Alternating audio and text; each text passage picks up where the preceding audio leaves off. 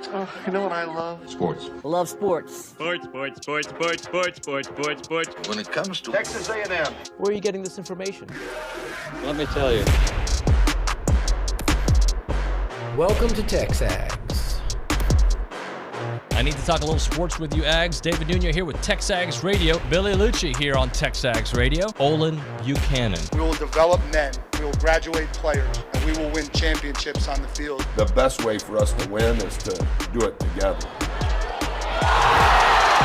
Do you realize everybody knows who you are right now? Very thankful for 12th man. They've won us games. Been in college baseball for a while now, but I've never experienced anything like 12th man. That's about as pretty a throw-catch combo as there is. I saw the safety roll, the slot fade. I knew where I needed to put the ball. Our skill set worked great together. Like, he was more speed and I was more power, and then we put together, it was like thunder and lightning, you know. You know, if I'm betting on anybody, it's the Aggies.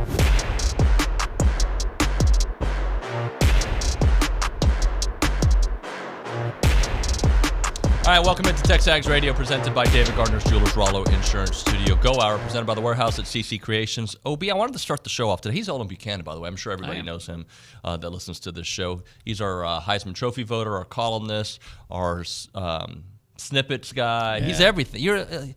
You are a man of many hats. I guess. Curl guy. You love to curl 85-pound barbells and dumbbells. I'm going to have to bring them up here one day. We'll have a curl off. Everybody. You'll beat me in the curl off. You already told me when you curl. I'm not even say that. I'm just saying, yeah, everybody. Everybody. How much do you think Browninger could curl? Probably more than me. Probably, yeah. His form won't be as good, but probably more than me. Yeah. Billy's pretty strong at the curl. I've seen him. Yeah, Billy's a strong guy. Yeah.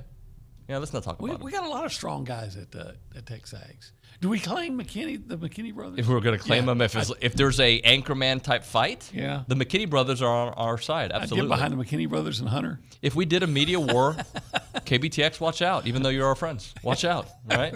Eagle, Cease, watch out. Alex. You know what? I am taking the McKinney brothers over Cease and 100%. And Alex. No offense. I mean, it might be close, but we're dumb.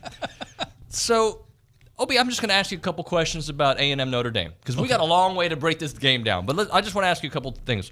What do you think Notre Dame's strengths are? Their strengths are their secondary. Yep. Their defensive line. Yep. Their defense in general, right? Yeah, Top five there are defense? Questions about the quarterback, but yeah, could be. Yep. And then I think everybody feels good about Riley Leonard. Yeah, yeah. I think defensively last year they were top 5. Is that correct? Overall, yeah, probably. I think they were like number 3 or 4. And I know they held Ohio State to maybe 21 points. I think it was you. You did an exercise with me of, their defense, by the way, which I still think is pretty elite. They have 10 of 12 starters coming back. 10 of their starters, coming back. But you went through like some of the teams they played. And you're like, this is not an offensive juggernaut. Now, Ohio State can obviously score. I think Louisville put up 30-plus on them. Yes. And they beat them.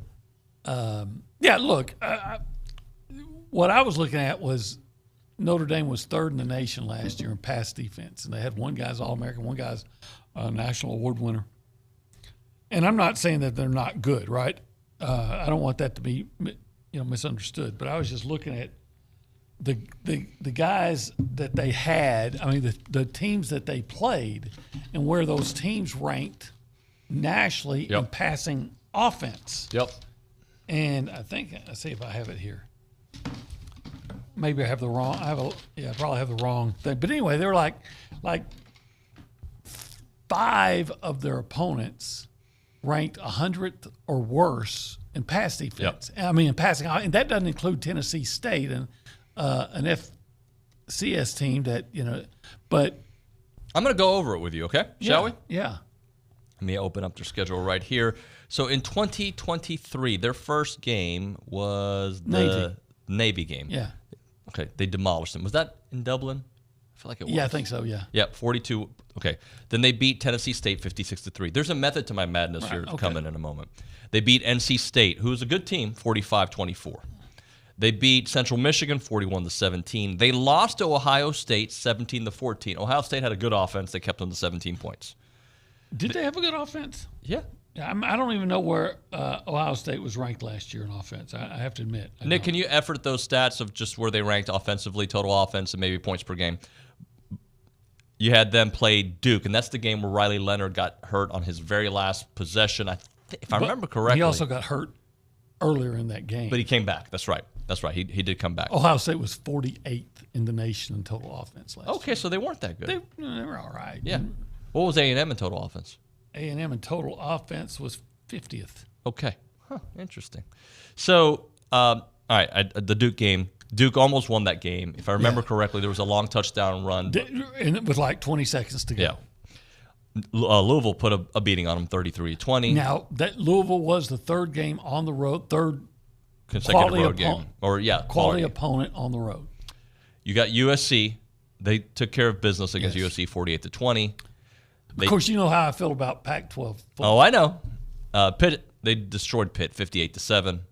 Then Clemson, who I don't think they're an offensive juggernaut. No. Put 31 on them. Clemson, beat them. Yeah. They beat Notre Dame. Did beat Wake Forest 45-7.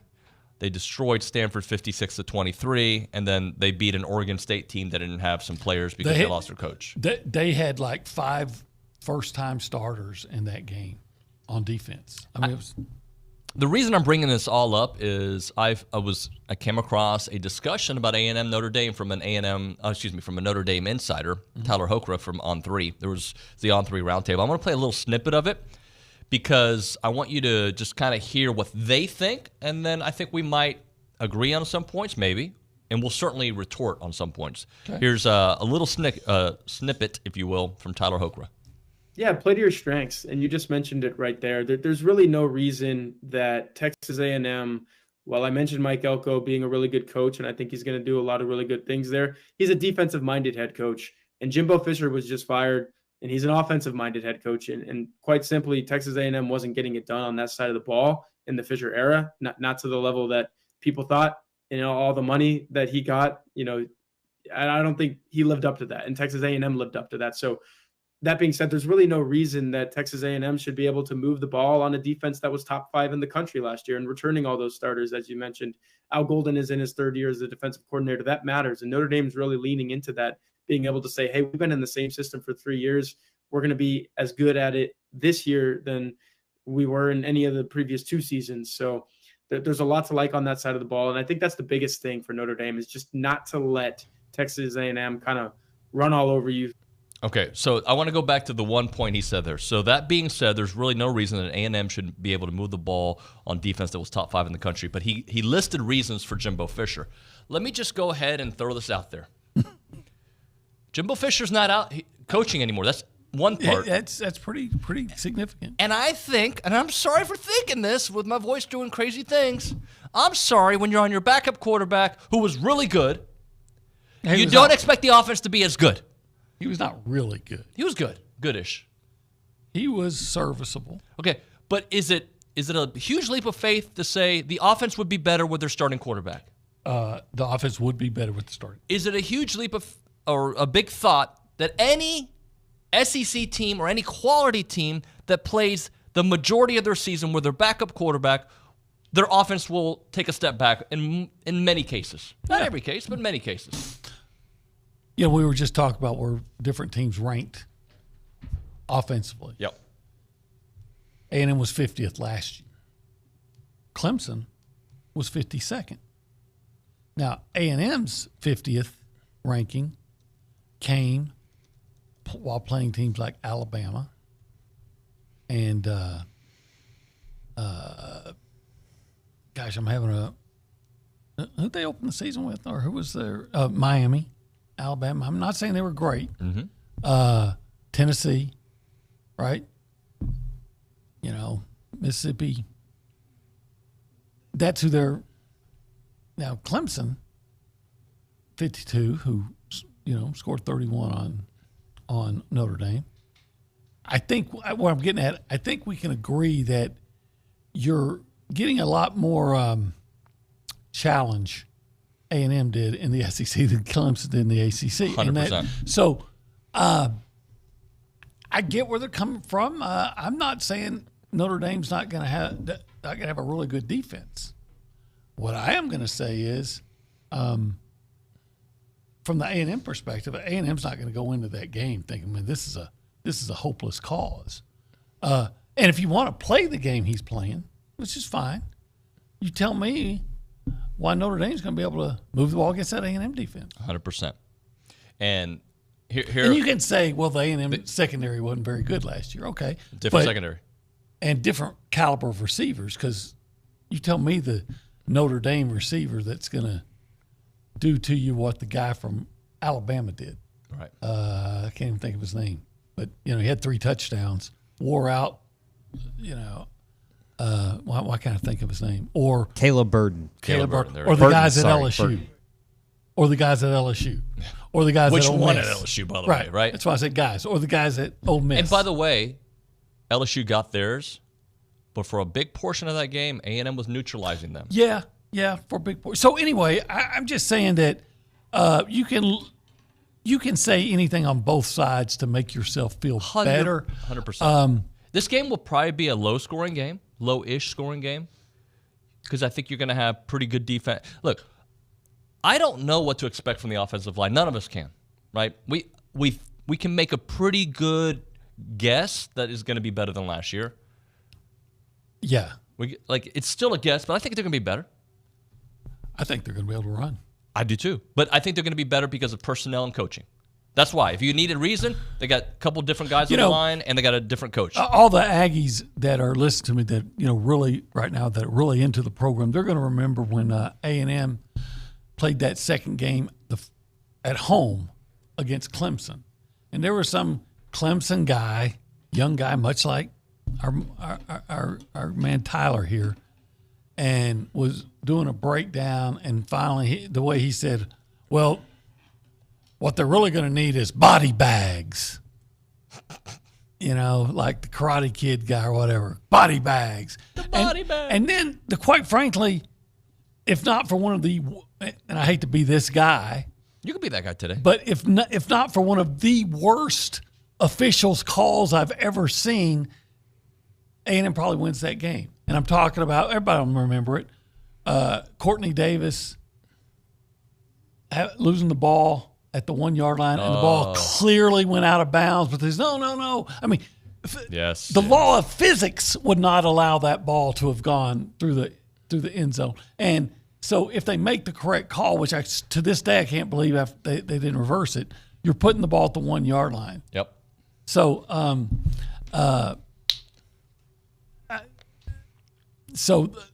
I guess Tyler sleeps better at night by telling himself the things he wants to believe. And by the way, I don't think you're saying you're predicting A&M to win or lose. What we're saying is, if we're going to analyze this game, look, he knows the Notre Dame perspective way better than I do. Way better. I don't know. I don't know dudes' names on their wide receivers. I don't know their names. I should, and I will by the time we play, but as of today, I can. Jaden Greathouse from that's right. Austin Westlake. Yep. But I guess my point is, I know the A&M perspective. Yeah. I know who A&M plays on a weekly basis, and I know how close it was, which is still very far away, from being a much better season last year. And I do know that where Notre Dame will be vulnerable, A&M has a strength as well. A&M's defensive line is going to be a strength against that offensive line. Yeah, we were talking about yesterday. The very matchups that would probably favor, that you look up and say this favors Notre Dame, are the same things that favors A&M. And I'll say this, I'm not going to say I'm an expert on Notre Dame, but you know what? One thing I know they ain't got their starting left tackle. Yeah, that I do know. So, and this, I'm going to tie this into a fan favorite of the show, Joel Klatt.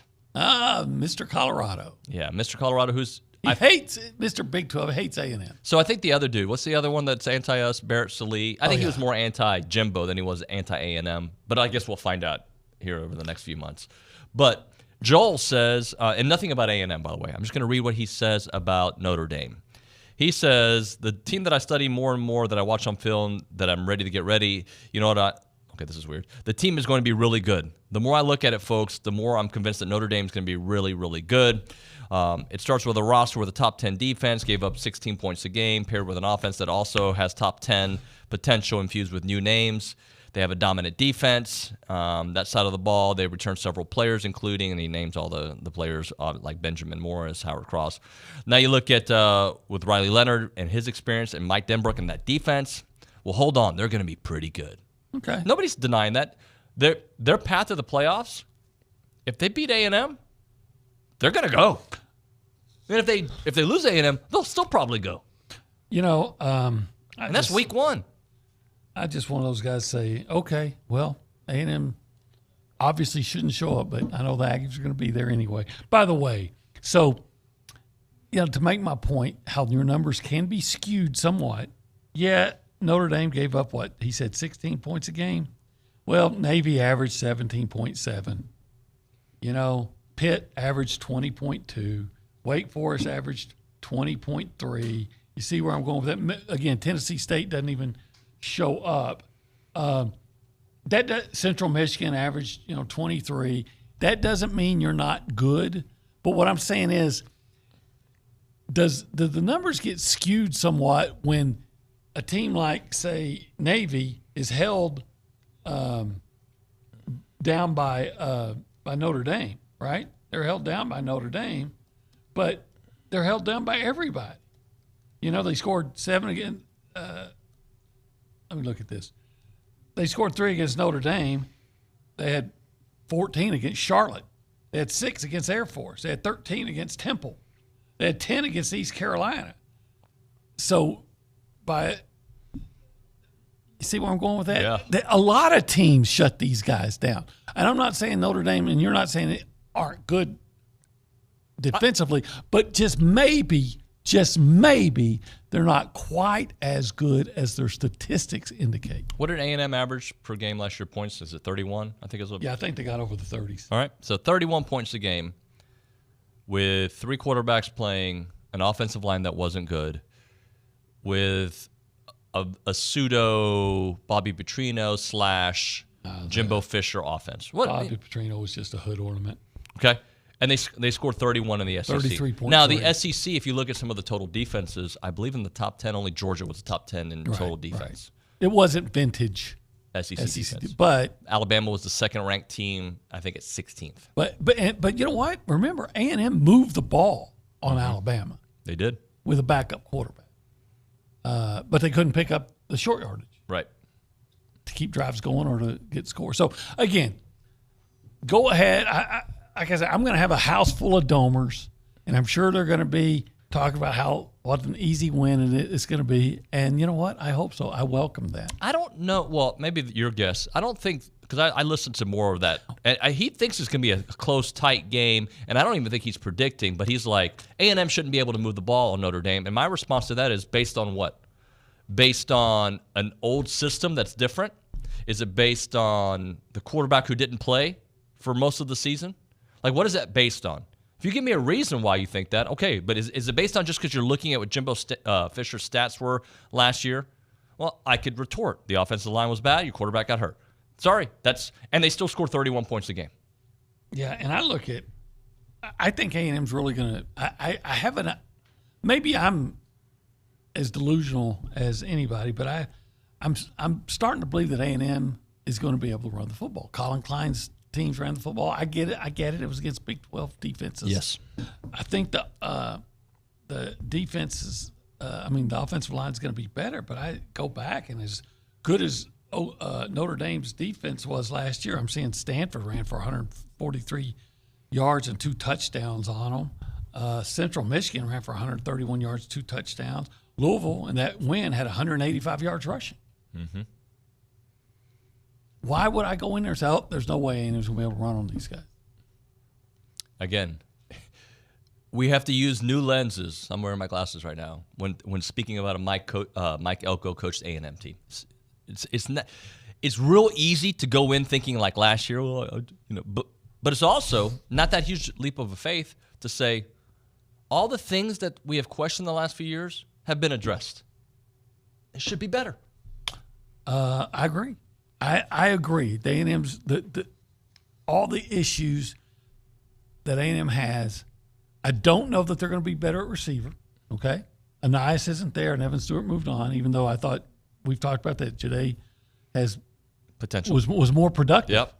And they're not going to be as good at linebacker. Doesn't mean they can't be good there, but you just don't lose Edgerrin Cooper and say you're better. Right. Right. But beyond that, I think A&M is better everywhere else than they were last year. I really believe that. Better at quarterback? Yes, because quarterback room is really good, more seasoned, and you got your starting quarterback back. Your running backs, I'm sorry, another year helps Ruben Owens. Yeah. Sorry. And with the again, we go over the Moffitt effect is going to have an effect on the running backs as well. We should make a shirt like that. The Moffitt effect. Yeah, we should. Yeah. Offensive line? I think I've given you my reasons. Tight ends? Our man Donovan's back, and the kid from Florida, from Fresno State, looks really good. This might be a year when Theo Mellon Orstrom actually comes into his own. So, yeah, I think the tight ends. As good nothing or better. against Max. No, as Max good or better. Right, but yeah. Well, okay. And we're going so long on this segment. I apologize. Defensive line is going to be better. Linebackers is a TBD. Not as good. Secondary? Going to be better. Okay, boom. Special teams? God knows they can't be worse. Coach? Better. Coaching. Yes, Coaching. better. Okay. So probably a better team based on that alone. I expect it to be a better team. All right, let's hit a break here. We'll say hi to everybody on the other side, but we went so long. We went 21 minutes, didn't say hello to Nick or anybody. I apologize. That's Coffee Talk, presented by TexAgs Coffee. Beat the hell out of the mornings by going to texags.com/coffee. If you are looking for a reason to come back to Aggieland or are already in Aggieland and looking for a great opportunity, maybe, there's no maybe to it. You do need to reach out to the Association of Former Students. They got some positions open in typical departments, marketing, fundraising, you name it. Just take a look. You'll see what they have. They are the nation's premier alumni association and the oldest organization supporting A&M and that Aggie network because they play a part in every Aggie story from Howdy to here. Don't miss an opportunity to help out the association with Howdy socials, Aggie Rain Day, class reunions, Aggie muster, and everything in between. Join a team that exemplifies those Aggie core values of excellence, integrity, leadership, loyalty, respect, and selfless service, all in support of that worldwide Aggie network. So if you're interested in joining a team or sharing with someone who would be a great fit, please visit tx.ag/association jobs to apply and get more information on each position. It is the Association of Former Students.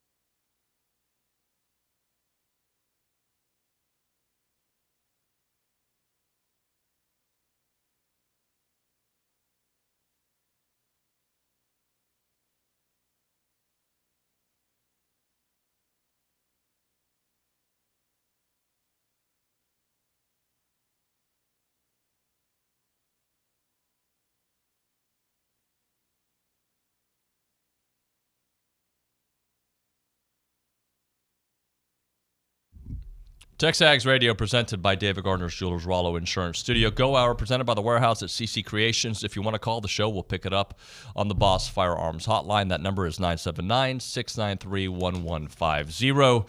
Boss Firearms provides high-quality firearms and components to their civilian and law enforcement customer base. See what they got for yourself at bossfirearms.com. Let's go around the room and say hi to people. Behind the glass is Nick Savage. Nick, good morning, buddy. Howdy, good morning, y'all. What's up? Well, I just want to get y'all's thoughts. I only been here for 2 years and covered a couple practices and whatnot, but today is the first early afternoon practice that I can, think of having or A&M football having. So, new regime. What do y'all think? Are there benefits to that? Do you think they're going to be outside and it's during the show, right? Yeah, it's 10 to 11, or at least the media availability. So it's not even early afternoon. It's morning. Yeah, it's morning. Yeah. So, do you think there's a benefit to that? Yeah, the benefit is the hottest part of the day is around 6 o'clock in the evening. So it's a little bit cooler, actually. Yeah, I think, was it Mike Sherman who used to do some super early practices? I wasn't here then. Yeah. So I'd have to. I feel like he did a few times, like 5 a.m., 6 a.m. type practices. But you know what? You're going to play at different times of the year, Yep. so why not get a little bit? I don't know if that gets you acclimated, but familiar. Yep. I think it's fine. Like, just get the work in. Well, my thought is they're like you said, OB. They're trying to acclimate maybe to different game times, right? Like they'll be moving at this time for the 11 o'clock game, and they practice in the evenings for the 7 o'clock games, and maybe they've done a 2:30 workout in the hottest part of the day. I don't know if they have yet, but that's just my thought behind it. Yeah, I think you should got to get acclimated to all parts of the day to play. Yeah, and in Texas, it's going to be hot. It's going to be humid no matter what time. I would welcome if I was a player to just get in. It's not as hot as it's going to be at 6 in the evening, and just get it over. Yep. Hey, Jay Pops on the YouTube page. Hey, Jay. What's up, Jay. buddy? He says, morning, David and OB. You guys keep doing your thing as I love the show. I'm calling it now. Connor will have a darn good game against Notre Dame, and also Moose Muhammad. Shamar Stewart is the guy to watch in week 1. Okay. I really couldn't say there's nothing, no reason not to doubt any of that. Right. There's all those opinions are valid. That I could see all those happening, especially after we saw Shamar Stewart the other day. Yeah. Man, it's like seeing Godzilla come out in the water. Hey, well, this might be a good time to hear what Coach Elko said about Shamar Stewart. Do you mind listening? No, I like those Shamars. So, and I know that I wish DeMarvin was still here. I got to apologize to Coach Elko, Shamarvin. by the way. I got to apologize to him. About for what? When I asked my question about Shamar, you know what I did wrong. What'd you ask him about last year? No, it wasn't that. I said the word dude. I don't think I should say that in a press conference setting. I felt like I was talking to my buddy at the moment. Yeah, but it was more of a... he's a big dude. That's what I said. Yeah, but it was more of a laid-back kind of gaggle type of thing, Yeah, but I still feel like... I never even... Because I was this morning, I was preparing some of the things for the show, and I listened to it, I go, don't say dude to a coach.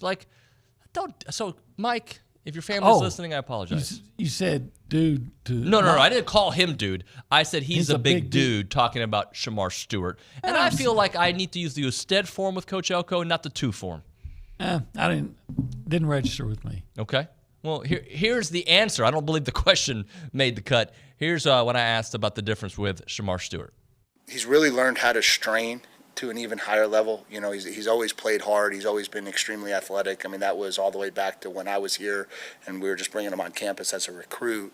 I think maybe what he's tried to focus on this offseason is how to take that next step to become an extremely productive player, right? Not just a big, long, athletic player, but also a really productive player. And that gap is like this, but it takes an immense amount of work to close that little space. And so it's been cool to see him from where kind of winter workouts started to really finding some different spots within him that he could elevate and push through some things when they got hard. And I think as he's done that, he's really enjoyed it.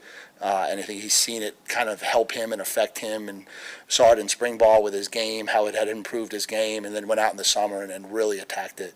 And so I think through 5 practices, obviously, we've said it. We got 2 really good defensive ends. I think calling him dude is okay as long as you don't call him his dudeness or duder or El Duderino. Did you just Google that? Yeah. What'd you Google? What term did you use? I said, what does the dude Big Lebowski call himself? Oh, that's right. That's where it's from. El Duderino. You know, I've never watched that movie. And being but Hispanic, I would have thought you would have said El Duderino.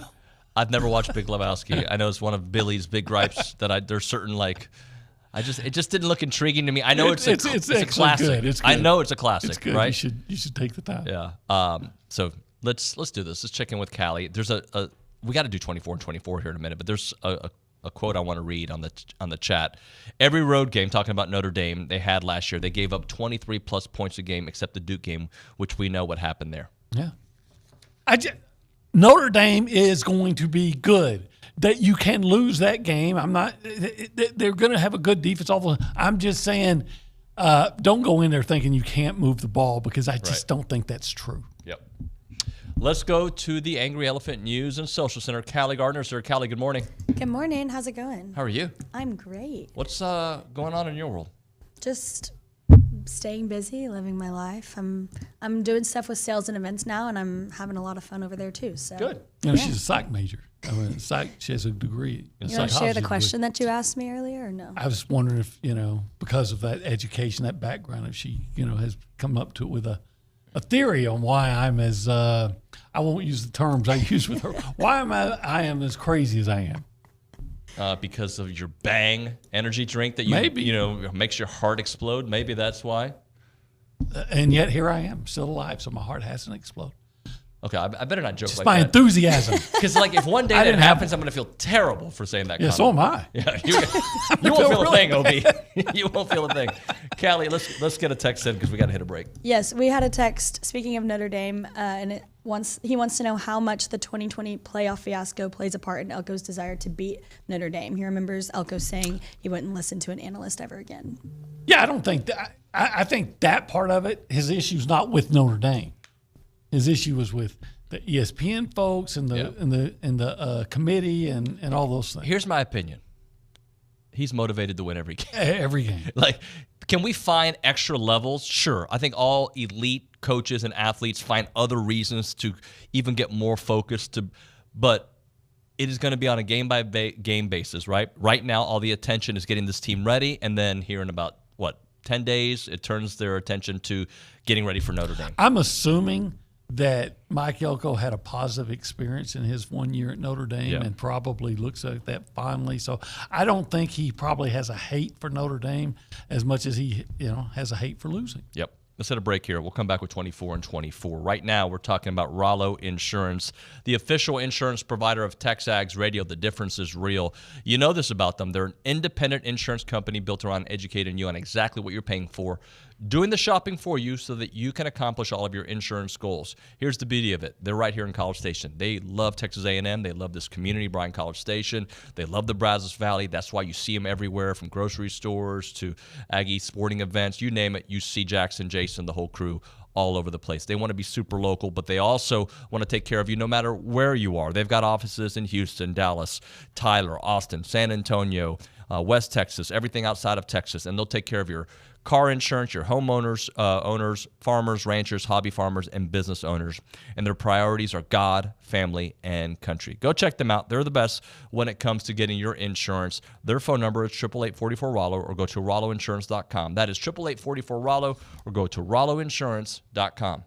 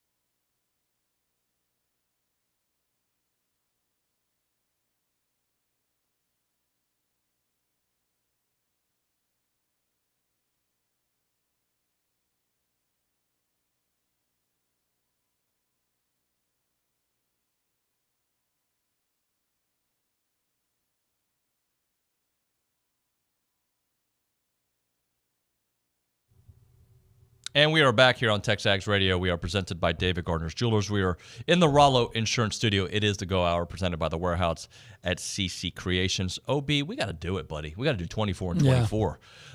Brought to you by FBS Appliance, committed to delivering an exceptional experience from start to finish. You can trust them to provide unparalleled service and support every step of the way because FBS Appliance is your trusted appliance store. Visit any of their 8 showrooms across Texas or find them online at factorybuilderstores.com. And number 13, OB, is the Moose. The Moose is Muhammad. loose. Let's hope he's loose. Yeah, let's hope he's loose. Here's the thing about Moose. A focused and playing Moose is a very good Moose. We've seen that. We've seen him have these clutch moments. We know what kind of potential he has, but he's only got 27 receptions in his career, right? Like we need to, that was 2023. We need to see him consistently go out there and be a threat for A&M. And with no Anaya Smith, the door is wide open for him to be the guy. Yeah, I still go back to that LSU game from a couple of years ago when he's making the one-handed touchdown catches. And he makes a lot of one-handed catches. And he's an exciting player. It was hard to get in front of to get on the field when you're behind Anaya Smith. I get that. But I still think he was underused for various reasons. But this is a year to prove that everybody who doubted him, including past coaches, were wrong. I mean, he has the ability to do great things. I always say, it should be going like going to the zoo. You see the moose and then you see the yak. He has a guy that can make yards after catch. He has that ability. Just got to nice kid give him a chance. I like him. I hope that he has that breakout year. Not, they should have already had. But I think he does have the ability to be a big-time player, a big play. Follow me here on this, all right? Okay. And I'm drawing comparisons of a wish, okay? I wish for him to have a Manny Obaseki kind of run where, hey, we've been waiting. And here it is. Who's another one? Caden Kent gets the opportunity because of the injury to Bader Montgomery. He comes in and he shines, right? I am hoping that is the case for Moose, that we've seen this potential before, but on a consistent basis, he just takes off. Yeah, and I think he has a coaching staff that probably believes in him more. Otherwise, maybe he wouldn't have been here if they hadn't had some positive conversations.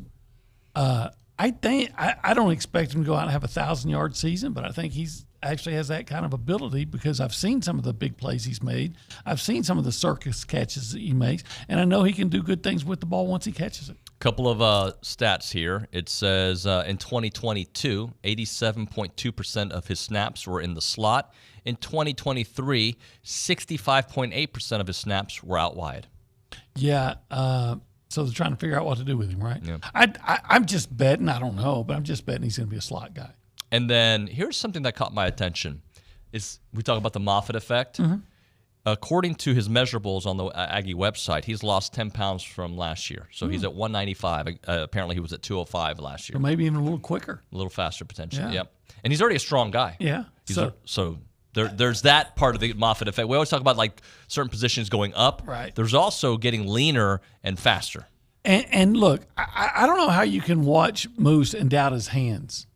I mean, I've seen too many passes that looked like they were, destined to be incomplete, that he's able to reach out with one hand and make the call, make the grab. So I think he could be a really, really productive guy. I think he's gonna be one of the more intriguing players on the whole roster. I do too.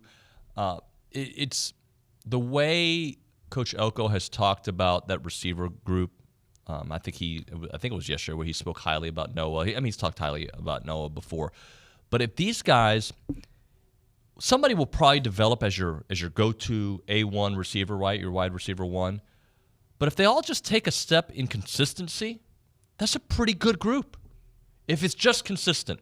If we see Noah Thomas that we've seen in flashes all year long, if we see Moose that we've seen in flashes all year long, if we see Ja'Day Walker, who was probably the most consistent of that trio last year, just continue to be that. The group, and then you have the newbies, right? The Cyrus Allens of the world and Jabri Barber at some point. Those guys, I don't know who's going to be the alpha of that group. I don't know who's going to be the top dog. I think Noah's the one that comes to mind based on his size and what we've seen from him. But if all those guys just take a step in the right direction, which I think we all think they will, that wide receiver group as a whole doesn't become as big of a question because of that. Yeah, if they can all take a step forward. I've said this before. I think the guys who I think are going to be the starters remind me a lot of the A&M group of the three of 2018. And I think Moose is the equivalent to the Courtney Davis guy that can get the ball in his hands, and he can do things with it that are going to have the defense back on the heels. Yeah. And I see Noah in that Kendrick Rogers role, maybe a little more, hopefully more consistent. And obviously I see Ja'Day Walker in that Jamon Osborne role. But maybe they can all be better than that. Let's hit a break here. We'll come back. I want to talk schedules, okay? All right. We'll talk a little schedules because I think ESPN has an article out that kind of caught my attention. So we'll talk about that on the other side. Right now, if you've got pain from arthritis, it sucks, right? You don't need to be dealing with that. You got pain in your arthritis? Every day. OB's got it every day. Do you not listen to my spots, bro? I just duded you and broed you at the same time. I prefer El Deuterino. But if you've got constant bone pain, it robs you of all the stuff that you love to do, like jumping rope. I know OB's a big jump roper.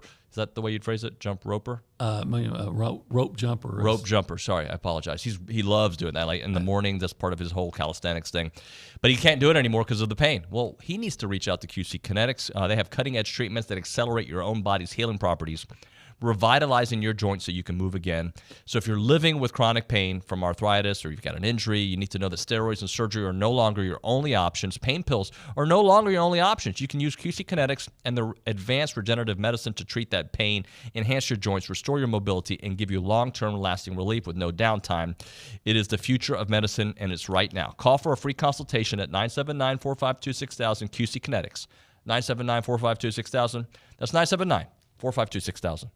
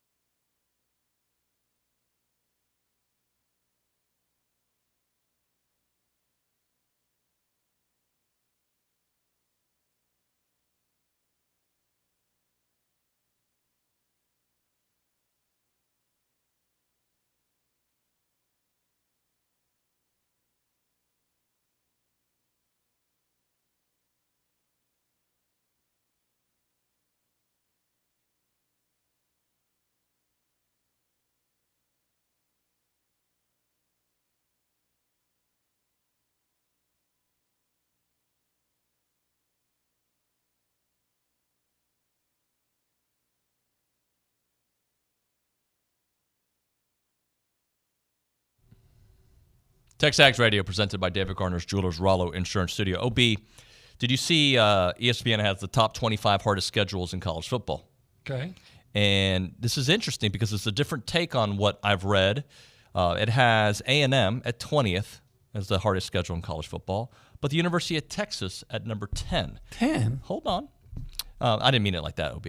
Okay. Rick tweets at us. He goes, he's a big Texas fan. What's a bit puzzling is I've heard Lucci at TexAgs discuss how relatively Texas SEC schedule is, yet most of the analysts have Texas football playing one of the most challenging schedules in college football this season. David Nuño, Olin Buchanan, your thoughts? Couple things. Michigan and Georgia. Yes, Michigan and Georgia. But Michigan, I think, is getting a bump up because of last year's team. True. Now, they may end up being really good, right? But I don't think it's going to Ann Arbor is always going to be hard.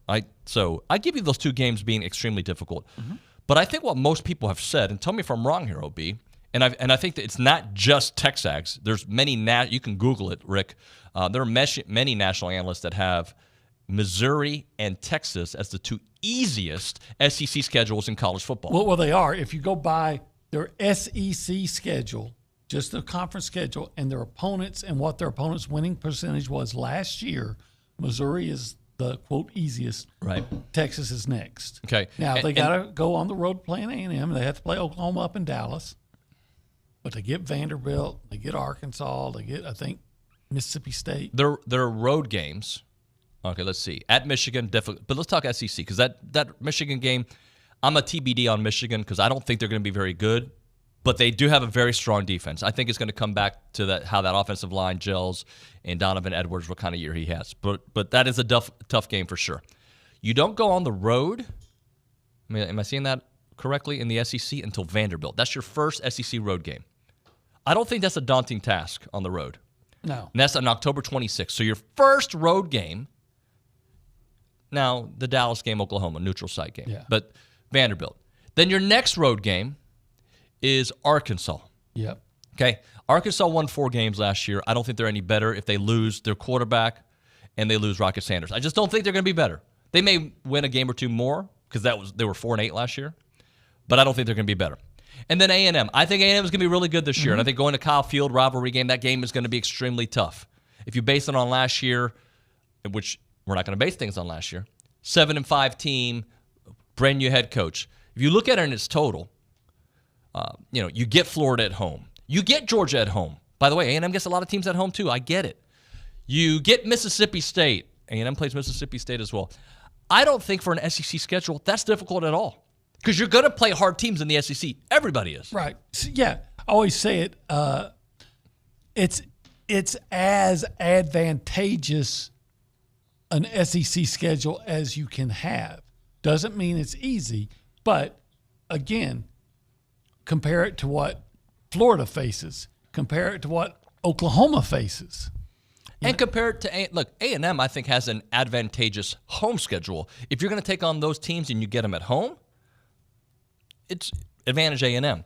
It's still really hard to beat LSU. It's really hard to beat Notre Dame, which is not SEC schedule. It's really hard to beat. It's going to be really hard to beat Texas. Those are all very Missouri. It's not supposed to be easy. It's not supposed to be easy. But if you're ranking SEC schedules, Texas has one of the easier ones. Now, all this can change. Now, is this guy giving a lot of credit to like a UTSA? Let me see what he has. He just has the ESPN ranking. Just has the teams. I'll read them to you: Florida, Mississippi State, Georgia, University of Kentucky, Auburn, Alabama, Oklahoma, Tennessee, Georgia Tech, Texas, Purdue, UCLA, Washington, Vanderbilt, Indiana, Ohio State, South Carolina, Michigan, Michigan State, A&M, Arkansas, Ole Miss, LSU, Wisconsin, Maryland. Pretty much all SEC. I'm trying to find where the logic is beyond Michigan. And again, we've talked about the SEC. It's always a tough schedule. It's just tougher in different levels of toughness. And when people analyze schedules in August, we don't. In today's college football, we don't know who's. Texas may end up having the hardest schedule in college football. Could be. If UTSA ends up being great and Michigan ends up being the Michigan team the last couple of years. All right, that's very possible. Georgia's always going to be hard. You get them at home, that's advantage Texas. But Georgia is Georgia. Right. But these things can change. LSU might be a train wreck, and A&M, that could be an easy win for A&M. Or they might be what Brian Kelly does, win 10 games every year. And he's always great in his third year. Always great in his third year. There you go. So, there's a lot of unknowns, but if we are basing it on winning percentage of last year, it's an advantageous schedule on the road. I'm sorry. You get Vandy? I love playing Vandy. I love it. I wish I could do it every year. I wish you did it more often. Right? I love it. You want to be like Ole Miss, who gets Vandy every year.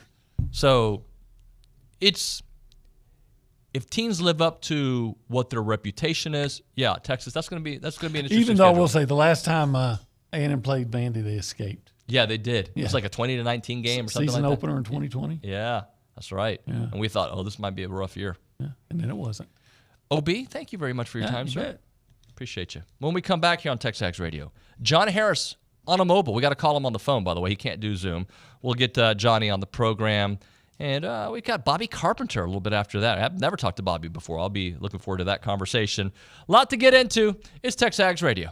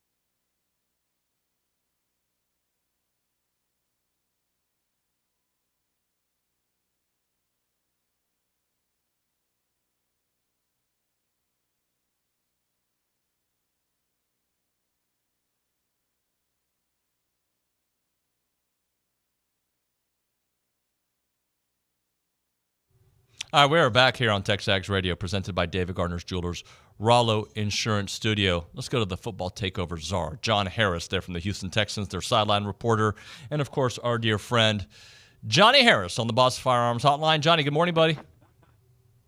Good morning, David. How you doing? How long has it been? I feel like it's been a month. Yeah, it's been a while because you guys are traveling for SEC Media Days, and then we've had training camp right at the start of training camp is when I would be on, and we've had our morning radio shows, and actually Mark Vandermeer and I are on our way to training camp practice in Ohio at the university school. Been up here for seemingly, I think we're up for a week. We got one more practice today. We'll travel to Pittsburgh tomorrow, and then we'll play Pittsburgh on Friday night. So, yeah, it's been a little while, man. How you been? I'm good, man. So how does it compare? You know, we spent, I don't know, 3 summers in West Virginia. That's right, under the Bill O'Brien days. How's Hunting Valley? Hunting Valley is nice. We've had a lot of rain, but that's kind of followed us from Houston. But I think right now it's 66 degrees outside and there's no rain. I'm like, this is nirvana. So it's been, it's definitely been different. The Greenbrier had so many things attached to it that you could do. You could go play blackjack if you wanted to, which I did. I had to fess up to my wife this summer that I lost a lot of money there back in 2017. Ohio doesn't have quite that, but it's got enough. It's got enough places to go eat. Mark Vandermeer and I went and saw Deadpool Wolverine the other night with our time off after a practice, so that was cool to do. So, it's always good to get away for a little bit. We were at the Greenbrier the first year for 3 weeks. That was too much. The next year was 2 weeks. It was great. And then we've been up here for about a week. We had all the Hall of Fame stuff for Andre Johnson, which was absolutely fantastic. And then we just transitioned that into practice this week. And then another preseason game on Friday before we get home. So it'll be nice. And we got 2 home games, so we'll be home for about a month before we have to travel again. So that's kind of nice. But it's been nice to get away and be out of the 100-degree heat. Guys, feel better at the end of practice and get more stuff done at the end of practice. So it's been good to be up here, and it's kind of a lot the same. Kind of the visuals the same. A lot of elevation, a lot of greenery, all that kind of stuff. That's a little different than it is back home. Johnny, I have to stop. I was going to go Kenyon Green on you, but before that, you mentioned Deadpool Wolverine. What'd you think? I love it. Now, we have a little bit of a debate in the car about how we would rank the Deadpools. I would rank them 3, 1, 2. I like 3. I loved it. I thought it was great. I thought the combination of – and I'll be honest, I have not seen any of the X-Men or Wolverine ones. I have not seen Hugh Jackman in any of them. I've only seen the Deadpool in the Marvel Universe. So there were some things I had to turn to my son Jack and say, Jack, what does that mean?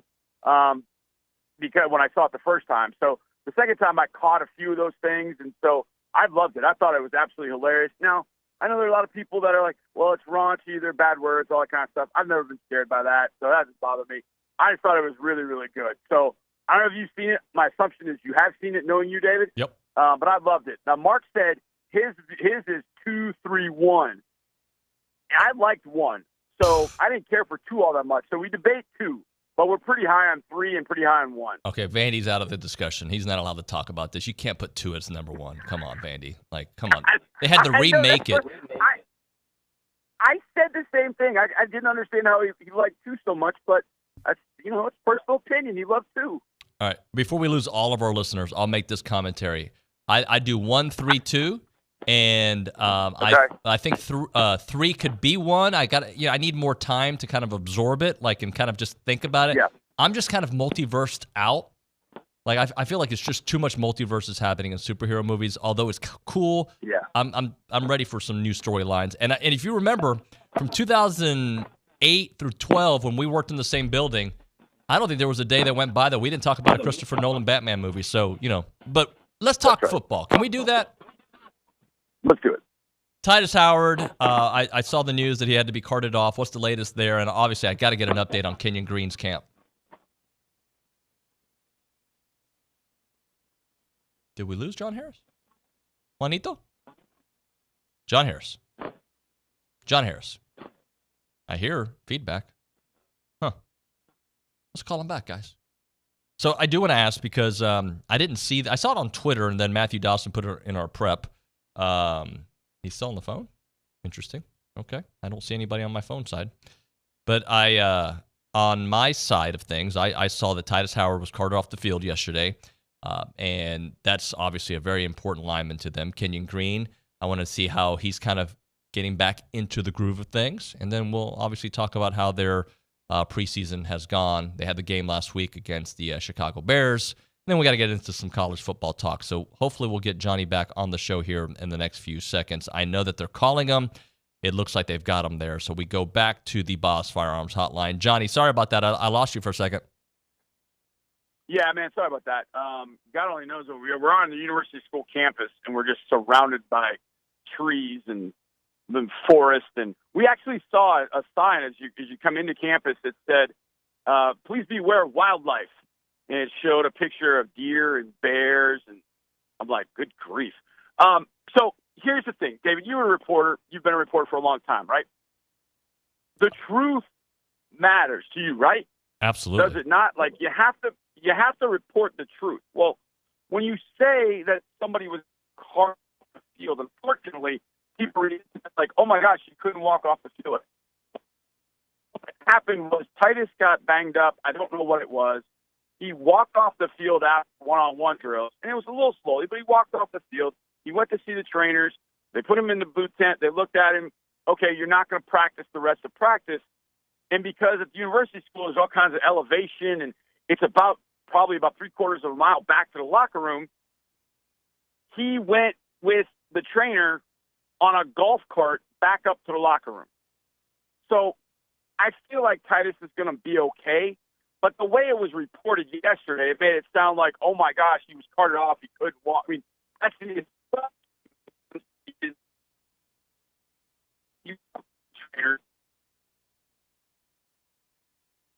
Oh, Johnny, buddy. Standing, he ended up being taken with a golf cart back to the locker room. So I don't think there's a whole lot with that. So I'm not losing my sleep. It bothers me about the whole carting off sort of situation. But I think he'll eventually be okay. He's been banged up throughout camp, but that's kind of been Titus's issues with the Texans. He's kind of been caught up with injuries, the whole thing, since he's been with the Texans, and hopefully he can stay healthy. All right, Kenyon Green. Obviously he's had some setbacks in his early part of his Texans career. What can you tell me? Well, he's looked better, David. I'll tell you that. He's looked better. It hasn't looked great at times, but his body is in much better shape. And I think that's the biggest thing for him is that he's in better shape. And because he's in better shape, he's moving around better. He's been able to do things he didn't do last year. But the last couple of days, I don't know if he's got a bug or whatever, but he's thrown up a couple times. And yesterday he was not able to get back in practice at the end of practice as a result. But he's come a long way. Now, the question is, has he come a long way such that he, can step in as a starter at left guard and be that guy day in and day out? I think he can. I think he's shown enough progress to do that. But there's just been so many lost reps over the last couple of years that really could have helped him get better. But right now, he's the starting left guard, and I think he's going to be the starting left guard. At least that's the way they're looking at it. He's going to be the left guard. If he's not, I think I don't want to say it's going to be a surprise. I think it would be a disappointment if he's not, because at that point, I'm not totally sure who that guy would be at this point. Offensive line has been a little bit banged up. Titus left practice yesterday. Kenya did as well. Laramie's not been here. Charlie Heck has been hurt. So we're kind of back in the same position a little bit like we were last year. But we had a bunch of injuries during training camp to the offensive line. And unfortunately, Kenyon was one of those. So hopefully that changes, and Kenyon can end up being hopefully he'll be fine today. We'll have no projectile incidents, and he can have a good practice, the final one here in Ohio. So a couple of weeks into this thing, Johnny, just as the Texans as a whole, are they living up to the preseason hype? They obviously had a great year last year with D'Amico. CJ's all the rage out there, obviously. So, are they meeting that from a practice standpoint and as they prepare for week one?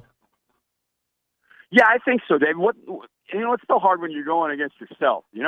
When all you've seen is the other side. And I think what really has stood out to me is how good this defense can be.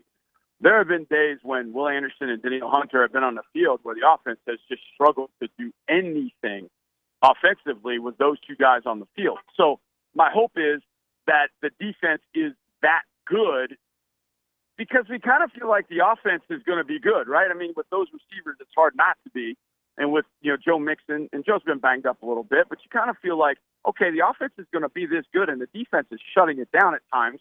Man, maybe the defense is a whole hell of a lot better than everybody thinks it's going to be. But when you think about it, they added Zeo Hunter, they added Azeez Al-Shire. They've got some guys back healthy, Jimmy Ward from last year. They drafted Kamari Lassiter, who has been really a stud during camp.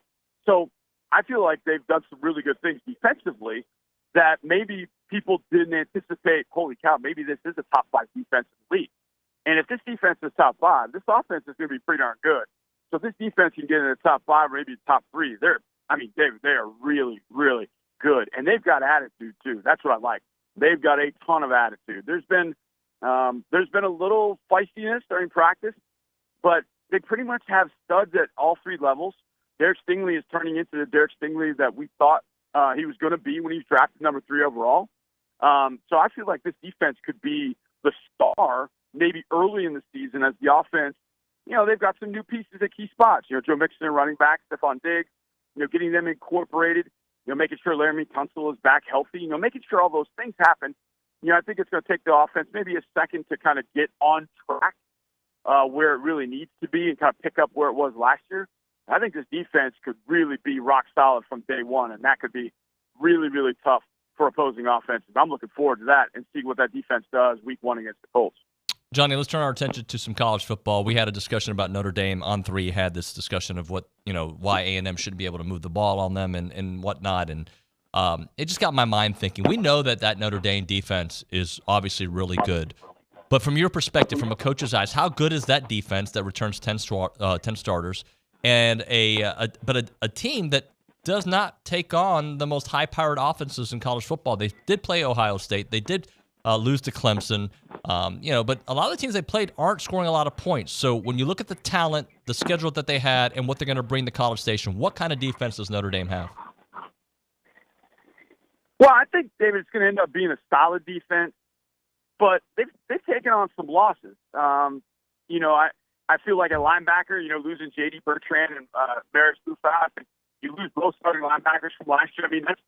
I just always fear when teams lose linebackers because those guys obviously are the leaders. And Bertrand's been around forever, but they're good up front. Riley Mills is an incredible athlete. He just made Bruce Feldman's freaks list for a second year. Howard Cross is very, very difficult to block, and that's the thing to me. A&M's got to be able to block those 2 guys. If they block those 2 guys, I think they got an opportunity to win the football. But the secondary is great. J.B. Watson, safety, was a Nagurski Award finalist. I want to say he won that award last year. And Benjamin Morrison is one hell of a corner, but he's coming off, I think he's rehabbing an injury. So he's coming off that. It sounds like he's going to be ready, but still, they've got some stars. But where I think the gap is at linebackers. So if you block the front and block it, you got some inexperience there. Linebacker, I think you could take advantage of. And I think that's what they're going to have to do. Now, they've also lost the corner, Cam Hart, opposite Benjamin Morrison. So they got to pick at a sore spot. That might be the one that they pick at and try to avoid number 20, who I think is one of the top. He's top 2 corner. It's Will Johnson Jr. from Michigan, and it's Benjamin Morrison from Notre Dame. Those are the top 2. So avoid Morrison. Don't even play with fire. Go challenge the other side and see how good that other side is. But you got to block the front. You got to block 99. You got to block 56. And if you're able to block those guys effectively, and I think you're going to have to use 2 guys on cross, even though when you see him, you're like, wait, he's only like 6 foot, 280. Yeah, but you better block him with 2 guys or he can disrupt the whole game.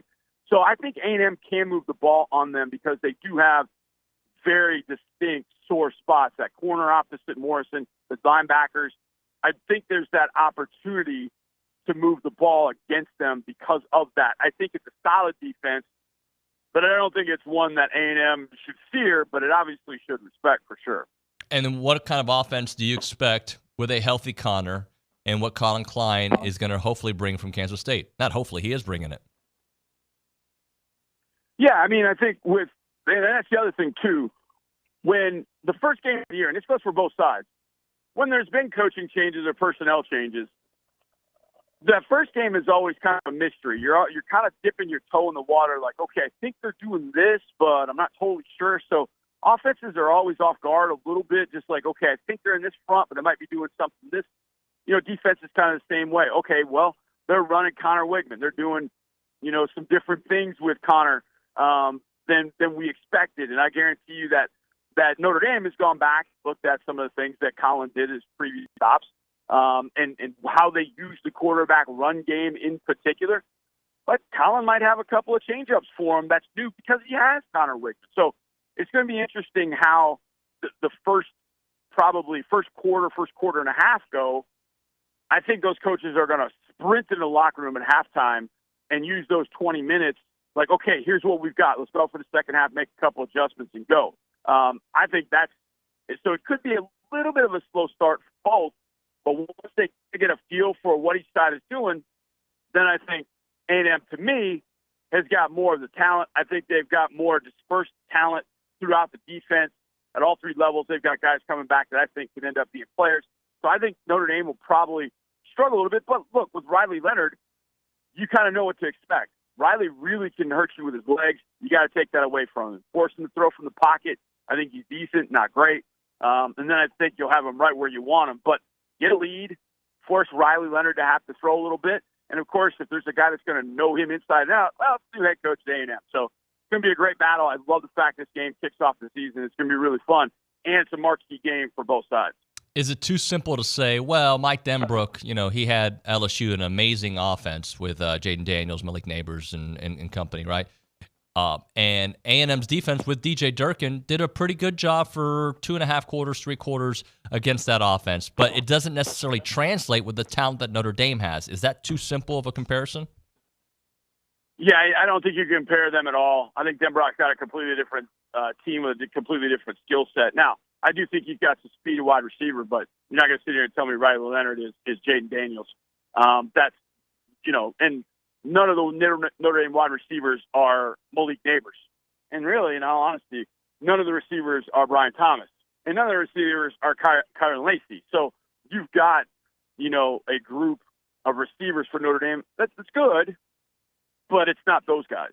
And so those guys were able to exploit defenses when they went man or match coverages because they put Neighbors in the slot and run slot fades. And then when they anticipated that, he just ran post routes. And so the offense really was easy for LSU last year. I don't think it's going to be as easy for Notre Dame. They got to replace 2 tackles, and one of them just got hurt. The guy who was replacing one of them just got hurt. So that's the other thing. LSU had 2 stud tackles. Offensive line was pretty good. And so Jaden had more time. And then Jaden obviously got a pocket and run. So can Riley. But Riley does not have the accuracy and the throwing acumen, I think, of Jaden. And he doesn't have the weapon that Jaden had last year. I mean, they go 3 deep at wide receiver and Mason Taylor at tight end. I mean, I like Mitchell Evans. He's coming off an injury from last year, too. So I do think Notre Dame has some of the pieces, but I don't think you can make a direct correlation. Well, LSU did this with Denbrock. Notre Dame will do this. No, I don't think you can. I don't think you can go in that direction. All right, so that kind of sparks another question before I let you go, Johnny. So the way you broke down the wide receiver core at Notre Dame, I want you to do the same thing for what you think about A&M's defense or offense, because there's a lot of guys that have shown promise. They haven't shown it for a full season. When you think about Noah and Moose and the rest of the gang and Ja'Day Walker and Cyrus Allen and hopefully with Jabri Barber comes and there's others, what do you think? Well, I think I'm with you. I think it's almost like SNL. It's kind of like almost not ready for primetime players, but they're guys that have the ability, I think, to step out and be that good. I always saw in the Texas Bowl, Moose making a couple of great catches. I think that's got to be more consistent. And maybe with Evan Stewart out of the mix, one of those guys with more targets elevates his game. And I think that actually could end up being the case. And plus, Connor Wigman's back. And I think Connor can make things right for his receivers maybe a little bit better than the quarterbacks after Connor were able to do last year. So with Connor back, and I see this obviously with CJ Stroud, CJ can make his receivers right. Whatever route they ran, wherever they are in the field, CJ can throw the ball to a particular spot. That's going to make his receivers look a whole hell of a lot better. And I think with Connor back, I think you can have that. I'm curious to see how the targets are dispersed without Evan Stewart there. And I know people are like, well, boy, I wish we had Evan Stewart. Having a star like Evan Stewart could be great, but, if he's the guy that Connor gets locked into and that's where he's going with the ball regardless, well, sometimes that's not a good thing. Sometimes when you have a star like that gets moved out, it forces the quarterback, okay, who's the open guy? I got to scan and find the open guy, and maybe that's Moose. Maybe that's Noah. I mean, maybe it gets spread out across the board, and that might be a good thing. I mean, I see it obviously with the Texans. Who's going to be the number one wide receiver? And I say all the time, it's the open guy. So hopefully that's how Connor's looking at it. Like, when I drop, I got this read over here. Don't like it. I got this read over here. Oh, I like it. And if that's throwing it to number 3, if that's throwing it to number 7, it doesn't matter. And I think that's kind of the way that I look at this. And I feel like Colin Klein, the way I just think about a Colin Klein offense, that's what I think he believes in. Spreading the wealth, making sure everybody gets involved. It isn't about just one guy. And I think the A&M receiver crew is probably, just in my estimation right now, I think the whole is going to be greater than some of its parts. But about 2/3 to 3/4 of the way through the season, I think somebody is going to emerge from that group. There's going to be, okay, it really is, Moose's team. Like, he's the guy. Like, that's the guy everything goes through in the passing game. It's got to go through Moose. So maybe that happens. I don't know if they've gotten to that point, obviously, yet, David, but I do think it could get there. But I do think there's going to be some kind of receiver, this is the right way of saying this, receiver socialism. Everybody's going to get fed early on. Everybody fed, and then we'll see how it goes after that. But I think that I'm a big fan of Moose. I've been a big fan of Moose for a while. I think he's got tremendous glue sticks for hands. I think he is an NFL wide receiver.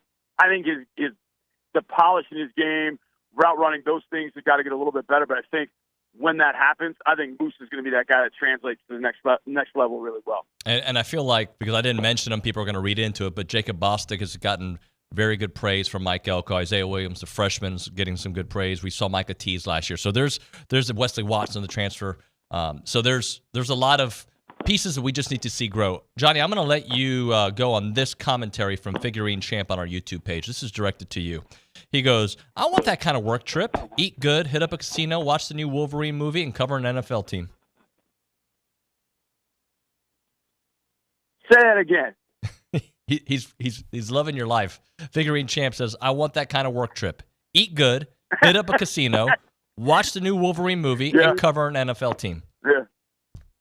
Yeah, well, I mean, he can come join me at, around midnight, breaking down film, writing another scouting report, when you can't even see your computer. I've done those things, which, again, to some people probably sound fun, too. So, yeah, look, this, David, I've never taken this for granted one day of my life. It's been tremendous. I hope I can do this with the rest of my life. It's been great, and I'm going to continue to do it. And I'm going to continue to go see Deadpool movies, but I don't think any of them are going to surpass the one I saw the other night. That one was great. That's the professor, John Harris, footballtakeover.com, and, of course, Texans sideline reporter. Johnny, thank you, buddy. Talk to you next week. I appreciate you, D. See you. Later, man. John Harris, breaking it all down here on the show. All right, let's do this. I said, like it was a long, like you could hear my breath in that, Apologize about that. Let's hit a break. We'll come back with an open segment, and then we'll talk to Bobby Carpenter, who played it for the Cowboys, played for Ohio State, get his thoughts on all things college football related. But we end with Caldwell Country Chevrolet, Highway 21 in Caldwell, online at caldwellcountrychevrolet.com. They have a good selection of commercial vehicles and service body trucks. They have flatbed trucks and several medium-duty trucks for those heavier jobs. You need to check them out when you are looking for commercial vehicles. But, it doesn't matter what you're looking for. Go to their website, caldwellcountrychevrolet.com. Get a feel for what they have. Make the drive and test drive some vehicles. I think you're going to be blown away by the entire experience because they are number one in all things that they do. Customer service, pricing, trade-in value, you name it. Complimentary pickup and delivery for their service customers. You got free oil changes for life on your purchase of a vehicle from Caldwell Country Chevrolet as long as you own that vehicle. They are a proud supporter of Aggie Athletics. They have a strong and committed sales staff with many years of experience satisfying customer needs. We bought our vehicle, our Chevy Tahoe there not long ago, and they were fantastic, and that's why I can highly, highly recommend the good people there at Caldwell Country Chevrolet. Make the short drive to Caldwell to experience a car buying experience like never before. We're talking 15 minutes, the edge of Bryan to the beginnings of Caldwell. Short conversation away, but you'll see the difference when you step on the lot and do business with the great people there at Caldwell Country Chevrolet. Highway 21 in Caldwell, online, caldwellcountrychevrolet.com.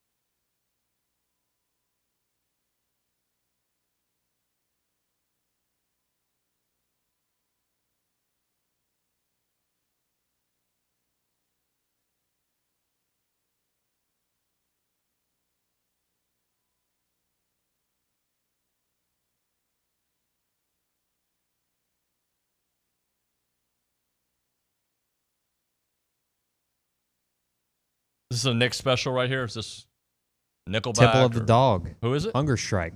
Pardon, who? Temple of the Dog, Hunger Strike. It's one of your kind of bands, right? It's like grunge. Yeah, it's good. It's Temple got of Eddie the- Vedder in it from Pearl Jam. Oh, I know Eddie Vedder, yeah. The other singer's name is, I can't think of it. Pablo. I feel bad, but Pablo. Temple of the Dog, that's the name of the band? that's the name of the band, yeah. What does that mean? I don't know. What does Kanye West mean? What It's his does name. It's his Pitbull actual mean? first What and last does- name. He was born Kanye West. What does Drake mean? I mean, you know? That's actually a pretty good question. What does His Bad name Bunny is Aubrey. mean? What does Bad Bunny mean? He's a bad bunny. Okay. Yeah, I mean, he's bad. And he's a bunny, which is not typically a masculine term, but he's cool. Okay. What does George Strait mean? Do you want to pick that fight on here? No, because I love George Strait. Easy. I love I'm George just Strait. kidding. I love him. He's almost as good as Zach Bryan. All right, TexAgs Radio presented by David Gardner's Jewelers. I'm kidding. George Strait's the king. We know that. 108,000. Let's go to Callie Gardner there at the Angry Elephant News and Social Center. We probably got time for a couple of your SEC tidbits. Yeah, we can totally do that. So I know we were talking about preseason polls. I know we had the coaches poll. CBS Sports released their college football preseason top 25. There were quite a few SEC teams. A&M came in at 20, Texas at 4, Georgia at 1, and then just some SEC teams in the middle there. I had a story I wanted to run by you and kind of get your thoughts on too. They were talking about how the SEC is moving toward a mandatory injury report for the upcoming college football season. And I know this has been discussed kind of around a lot of conferences with Greg Sankey back in May, and he kind of said that there wasn't a soon decision to be made, but now they're kind of finalizing things on that. And I know they're saying it's for the media and their kind of information because the media has been asking for it for the past few years, which is fair. But I've also seen speculation on the fan side of things that it is strictly for sports betting purposes. So what do you think about that? I think it's inevitable that it's coming, and it's changing in college sports. And this is, I don't know how factual coaches are going to be because, you know, in the NFL you have to disclose information, but some things, you know, sometimes you'll just put like, it's, you know, it's day to day. It's a hamstring injury, you know. Hey, we do got to hit a break, but I do want to read this text here from Kurt. It says, Nuño, I'm disappointed in you that you don't know who Temple the Dog is. And how in the world were you alive in the 90s and never hear Hunger Strike? Well, I'll flip that question to you is how do you not, because I already know the answer to this, how do you not know who Maluma is? See, we all have a genre we like. Maluma's got 64 million followers on Instagram, and Temple the Dog has got 22,000. That's how. That's the why.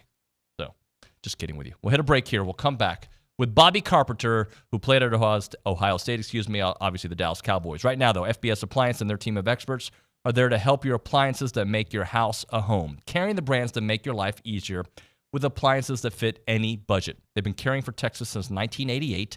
They have your trusted brands like Bosch, and of course, they have an awesome staff that will take care of you through your sales process and also the installation, because FBS Appliance wants to be your trusted appliance store. As I mentioned, their services do not stop at sales. They offer expert installation carried out by skilled technicians who are factory trained.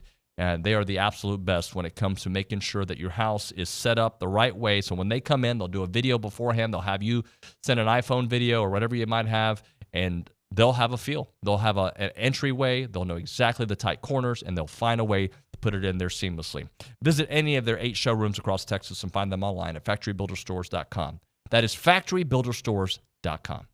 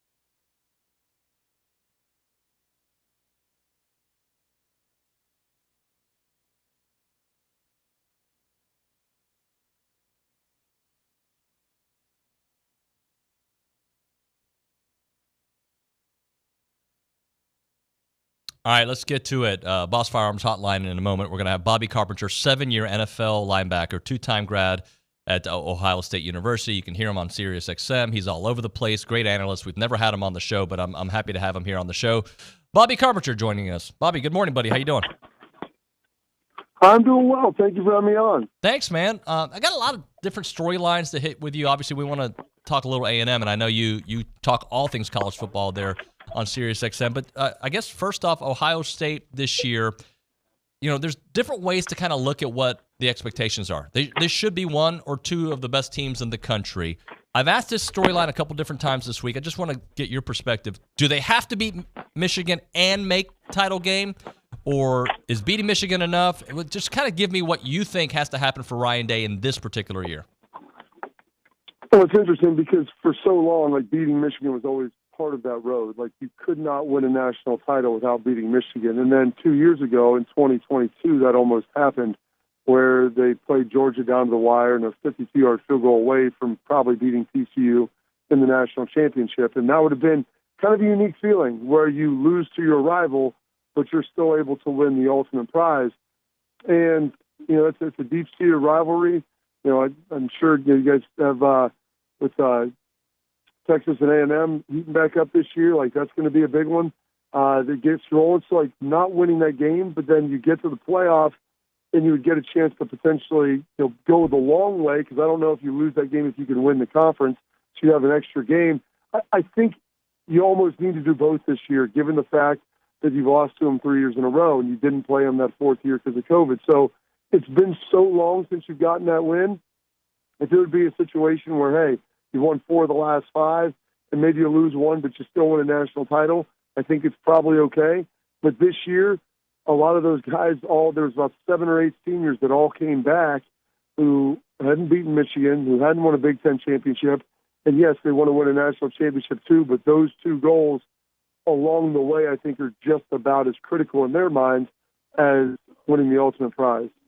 Bobby, I want to go back to last season. I don't know how much you remember about the Ohio State-Notre Dame game, but we're mentally preparing for that first week when Texas A&M does host Notre Dame. Talk to me about what you saw or what you've seen from the Notre Dame defense that did hold Ohio State to just 17 points, but the Buckeyes obviously ended up winning that game. Well, they did, and that Notre Dame defense is really good. It's very stout. They're always going to be well coached and very physical up front. They've got, I believe, the Nagurski winner coming back, Lombardi Buckus Award, one of the major awards for one of their linebackers. They're a very, very talented group. They do a good job. Like you said, they're ultra physical. Their corners are good, not great. So there's opportunities out there. But this isn't a team where they're going to give you plays. You have to earn it. Marcus Freeman has done a good job there over the last couple of years recruiting talented players, but they're very disciplined. Big plays, if you get them, it's because you had to beat a guy. They're not going to be out of position, and very rarely will the guys not make the plays. So you're going to have to see a lot of sustained drives. And I can't wait, because that Saturday night's going to be one heck of a game to open the season. Well, let's talk about Coach Elko, what he did at Duke and what he did at A&M, what he did at Notre Dame, and the fact that he's going to be leading this team that, let's face it, they've had a lot of talent throughout the years, haven't gotten it done to the level we expected. What do you think about Coach Elko? From everything that I've seen of him and watching him at Duke, watching him obviously at Notre Dame, he's been a heck of a coach. He's a very disciplined guy, and typically when you get a former defensive coach, and they're all about discipline, they're all about toughness, and so there's not going to be certain rules or guys being undisciplined. If there's one thing they're going to do, they're going to win or lose on their terms, and their terms are always going to be discipline and tough football. And honestly, I don't think those have been the calling cards for the Aggies the last handful of years under Jimbo Fisher. So I think you're going to see a restoration of that, and then also the fact that it'll be interesting that it's a chess match between him and Riley Leonard. I mean, he coached Riley Leonard at Duke. Riley Leonard went against his defense on a regular basis during camp and spring ball. The knowledge of each party, I mean, which will be greater? I tend to think I always err with the coach in that situation. Riley Leonard's a playmaker. He's going to be a tough guy to stop, and he's a chain mover. He's someone that, when things break down, he is able to move the chains to keep that thing rolling. So there's a lot of positives there. Riley Leonard can get it done. But Mike Elko, obviously that defense is going to be much better, and I look for a much more disciplined offense as well.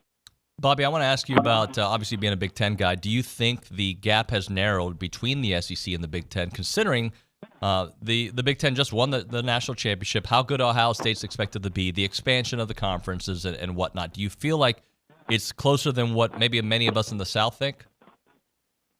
I think it is closed at the top. The one thing that's different in the SEC is the bottom teams there are much more competitive, and all their fan bases think they can win the SEC every year. You don't maybe necessarily have that with like the Indianas and the Purdues. Rutgers has gotten a lot better. They beat Miami last year in a bowl game. The addition of Oregon, who Dan Lanning has built them like an SEC team. If Lincoln Riley can get that defense going in USC, they're a national contender. The solid Washington was able to do with Kalen DeBoer. They're going to have to rebuild a little bit with Jed Fish. Michigan won a national championship. It's the first team outside of Ohio State to truly contend. And now in a 12-team playoff, James Franklin and Penn State are going to be in the mix. And they've done a good job recruiting, and they recruited at a high level. So I do think it's close to the top 5 or 6 teams. I think you could put in a bucket and kind of swirl around for both conferences. But the back end is where the Big Ten still needs to make some strides. Well, let's talk about one of those coaches you just mentioned, and Kalen DeBoer now with Alabama. What kind of transition? Do you think there will be a big one? Do you think Bama will be in the kind of the similar spot they've been the last couple of years? It's tough to replace a guy who, he's the most successful coach in modern college football history. Like, there's no question about that. That's not up for debate.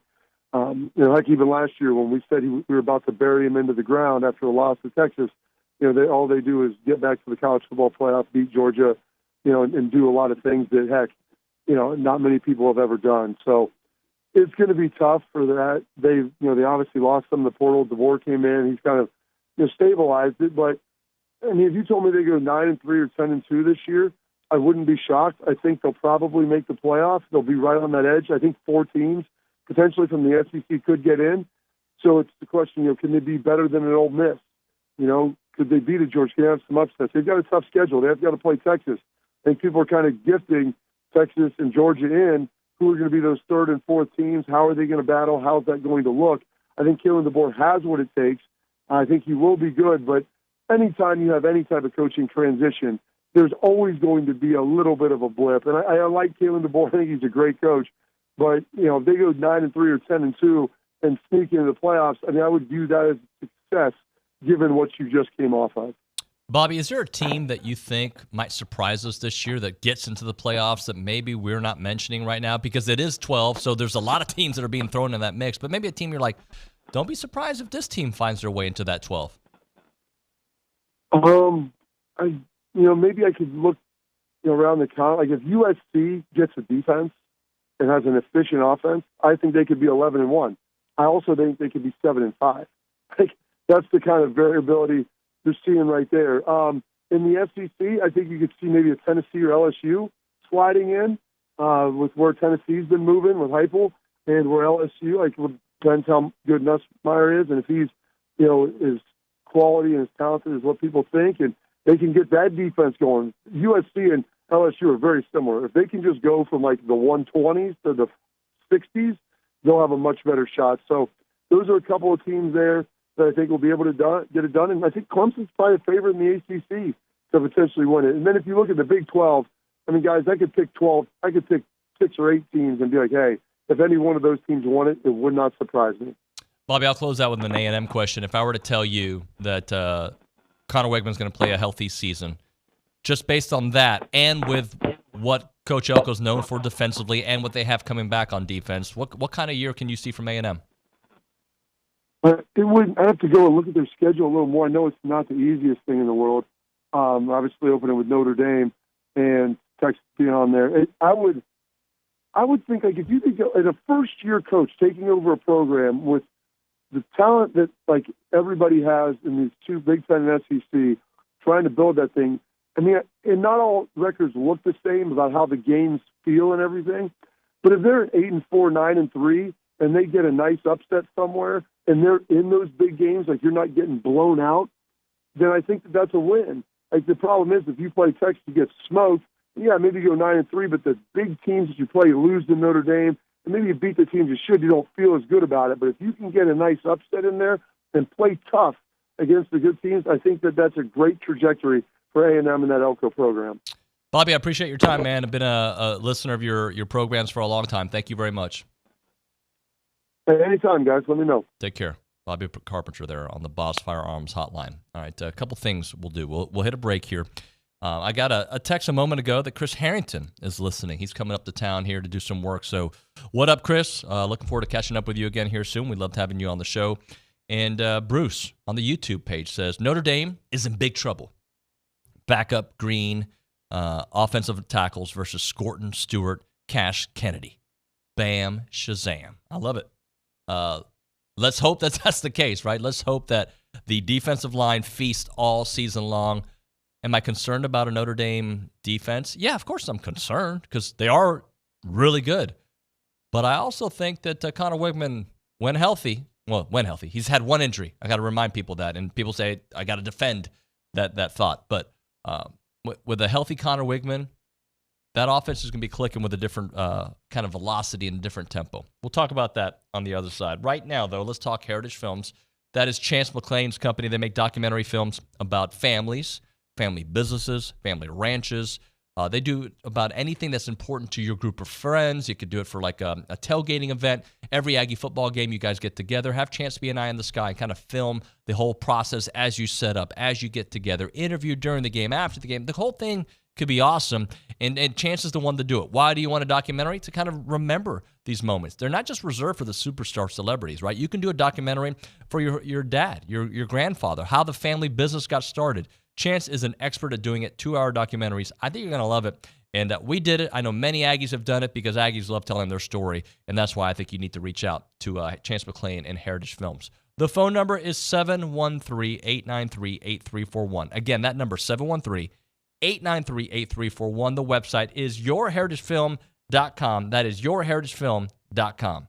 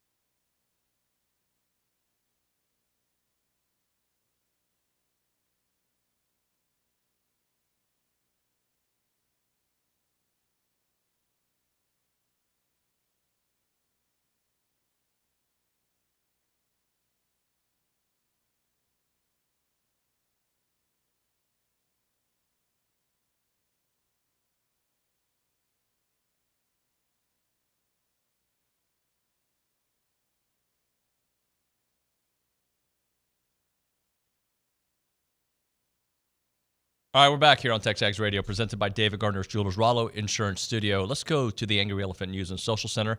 Some text messages coming in, some on the interview with Bobby Carpenter, some on Drake. This audience, I tell you, you guys are multi-talented. That's probably not the word I wanted to use, but you guys just know a lot of things. Callie, tell us some text messages. They do, yes. Kevin in BCS says Drake is a type of dragon, Nick, if you were wondering. Did you know that? I didn't know that, no. Is that why he calls himself Drake?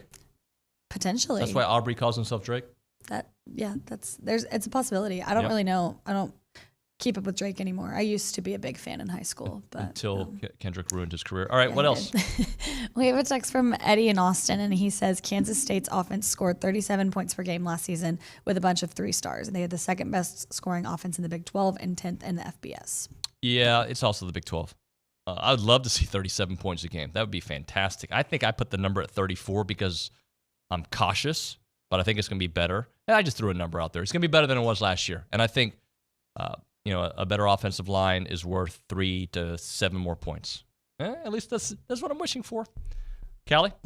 We also have a text from Madden in Houston, and it says, A&M has dudes, and I think people forget that. Most outsiders think everyone has left. Well, I'm going to read Randall's text because he goes, Bobby Carpenter can't look at Aggie's schedule before going on TexAgs. I'm available to talk anytime. What a dud. Love the show, Randall Salado. To be honest, sometimes I don't look at the opponent's schedule when I go on shows, so that's my bad at times. But look, A&M's got to go earn that respect, because what happens is in politics and sports, you hear these narratives and they stick until they don't.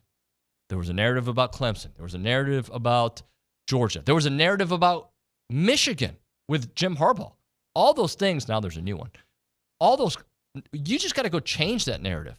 Even if you change the coach, they changed the coach from Sherman to Summy to Jimbo. It's the same A&M. 1 year, really good. Okay.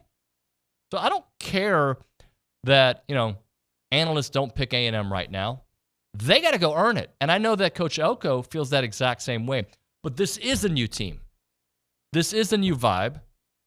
And we'll make new conclusions based on what we see moving forward. But I do think the defense is going to be solid, and it's always rocking at Kyle Field. So that alone with that hard schedule at home, let's go, right? I mean, that's reason enough for optimism there. Now, what level of optimism do you want to have? With a 12-team playoff, can A&M be in the conversation come October, November? That's what I'm hoping for. And then you never know, because if you're in the conversation, then things are trending the way we've been talking about. We'll hit a break. We'll come back with a little recruiting country. Jason Howell going to join us here on the program. You've got some questions for him. Send those in at 979-693-1150. You are listening to TexAgs Radio, presented by David Gardner's Jewelers in the Rollo Insurance Studio.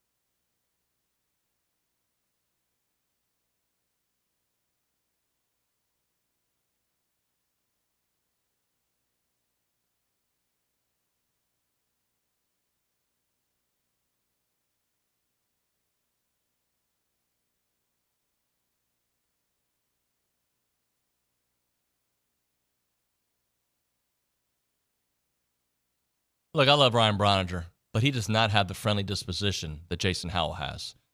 Bronny sometimes looks grumpy. Every time I look on the Zoom and I see Jason Howell, he's smiling. Show Jason Howell. Look, he's just smiling like it's natural. He's a happy human being. I'm not saying Bronny's not happy. He is happy, but he's a different kind of happy. He's a grumpy happy. I'm a grumpy happy. I'm an RBF. All right, I get it. Jason, good morning, buddy. Hey, glad to be in, man. Always a pleasure. It is and it is a natural. I'm a naturally happy guy. I like to laugh, even when I also had the nervous laugh and all that stuff. So hey, I just try and keep the happiness on the face and maintain that positivity. It's a good attribute to have right now in this recruiting discussion. You strike me as a person that's never flicked somebody off in the car. If they cut you off, you're just like, it's okay. We're just going to keep going. No, unfortunately, that behind the wheel, man, it can get ugly sometimes. I'm not even going to lie. That's one of those things that I know I had to work on. Well, I learned something new. And you're laughing after saying that. By the way, this is Recruiting Country, brought to you by Caprock Health System, a faster patient-centered revolution in care with 2 ERs in the Bryan College Station area. You've got the original 24-hour ER in South College Station on William D. Fitch and the full-service hospital with ER in Bryan on Briarcrest, online at caprockhealthsystem.com. So, Jason, as we were preparing for this segment, we kind of wanted to do a long cast at looking back at what's happened so far and also look ahead. 19 commits trending in the best direction. Yeah, you've got 19 commits. They're all pretty locked in. They've been on campus recently. They're all staying in close contact with the coaching staff. They're starting to form those relationships together. Even before the pool party, a lot of those guys had met in person at different times. And you'd even had some bigger gatherings at like the spring game and some of the spring, some of the official visits. But yeah, you've really got a core group that's locked in, and you have a lot of your needs satisfied as you look towards the start of the season. The big thing is there's some big battles, and A&M's got to win some of these to have that momentum continue moving forward, and we'll see how it all plays out. Talking to Jason Howell here on TexAgs Radio. He is on the Boss Firearms Hotline. Jason, let's talk about some of the cornerstone pieces of this class, and obviously we start at quarterback because look, we feel really good about the quarterback room right now that's at A&M, but you need to have that kind of cornerstone piece for the future, and they feel like they've done that. Yeah, Hassan Longstreet was a guy they locked in on very early in the process. He's you had Coach Klein find him and really lock in on him in January, almost as soon as he got to A&M and made him a priority, and you secured him in the spring. You're gonna have some teams, trying to pick at him here and there, but he's locked in and doing some heavy recruiting for A&M. Has done a great job helping pave the way in California with a lot of those guys, and he's one of the nation's best. So regardless of who you stack him up against, he's going to stack up really, really strong. One of the quickest releases you'll find. He really fits Klein's system, and he's got a big, bright future, no doubt about it. And then I got to bring up a huge name in Keati Armstrong. Yeah, a versatile athlete at tight end who has been recruited on the defensive side of the ball and brings a different body type that you just don't find out there with that kind of athleticism. He can do a lot of things for you. We have him rated as a top athlete in the state of Texas, and what he brings to the field is just a dynamic piece. He was a big win in June over Texas and several others, and makes for a key in-state piece for the Aggies. Talking to Jason Howell here on TexAgs Radio. So one of the things that I think was a frustration, or at least I didn't know it was a frustration in 22, but it became a frustration was A&M was so good in Houston, as they should be. It's right down the road. But it felt like they didn't hit the Metroplex as much as they should, and that is kind of reversed, or not reversed. That's kind of flipped, at least with the Metroplex. Well, there's some cherry picking going on. You had some guys. You had your Shamar Turners out there. You had, Evan Stewart in that 22 class. There were a lot of guys that A&M went in and got, but the numbers as far as the depth and just really pounding the pavement there wasn't there. And over the last few years, and they've really done a good job with TJE. I know Trooper Taylor. You've got Holman Wiggins, and a lot of those guys are really stepping it up in the DFW area. Mike Elko made it a priority to make a lot of visits along with Coach Cushing, and the whole staff is doing a really good job of hitting on their top targets regardless of where they're at in the state. At Dallas is an area Mike Elko always recruited. He always had strong ties in that area. He always dug in when he was a DC, even before he got to A&M. So he's always had some ties there and done a good job in DFW, and I think that's something he wanted to make sure reinvigorate. Well, I mean, there's a lot of talent there, Jason, right? And I know they did cherry pick, but like you need to have a strong presence in all the big cities and the small, like you've got to own Texas. And I know that you're always going to be in a battle with some of the other schools, but that's got to be the game plan. I feel like that's his chess piece right now. Yeah, and he got 4 commits from DFW in the 25 class. You started your 26 class with 2 big ones in the defensive backfield from the area. So there's no doubt about it. They're digging in, and they're making it home. They're letting everybody know we're going to be a player for top players in the DFW area. Jason, let's talk about some of the because I mean, Coach Elko is a defensive-minded head coach. He's had some wins on the defensive side. Let's talk about some of the names that he can hang his hat on. Like, this is my first class. This is what it looks like. Yeah, Adonis Curry at cornerback was a big win over Oregon and USC out west. One of the top cornerback commits that you'll find and committed to any SEC program. Dejon Petaway is a guy that I know me and Bronny have been very high on since his freshman year, and was a huge priority when Elko and staff came in. He has ties to the A&M program. His brother's right there at linebacker.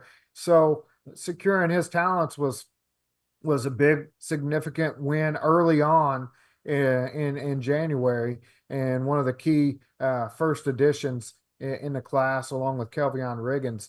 And I mean, that's a big defensive piece over some top programs in the area, regional, and I think he's underrated according to some of the other ranking services. But Dejon, I think he's a guy that people kind of sleep on since he's been committed for a little bit, and he's not as highly rated by some of the outside recruiting services there. I want to talk a little bit. When I make this comparison, people might go, "Oh, I don't know about that." But like, there's a similarity with the 22 class and the 24 class, and what I mean by that, not necessarily the kind of personalities, although because there's a lot of great pieces of the 22 class, by the way. But I think in how locked in they are, how much of a kind of a group effort it seems, and maybe that's just a new world of college football recruiting. But I feel like this particular group here seems to be kind of locked in with each other. I do get the sense that they've done a great job of sowing the seeds of community and team and the culture that you're seeing in the locker room. It's kind of bleeding into, and it's something that they've looked for in this 24 classes, guys who value that kind of thing and have the similar work ethics and things like that. And that kind of tends to bind those guys. But I don't know if it's necessarily different than what you saw in 22 or whatever. But I will say this is particularly strong, pretty close-knit group. And a lot of that goes back to the technology. It's not as hard to form those bonds over group texts and Zoom calls. And, if you get together every few, months or weeks, but you can form those connections and get to know each other in a different way that has just become easier. And space isn't necessarily, and distance isn't necessarily the factor that it used to be. I love how locked in this group is. There's a lot of guys that have been recruiting each other. I know, like Hassan Longstreet helped recruit Noah McHale, Adonis Curry, Marco Jones.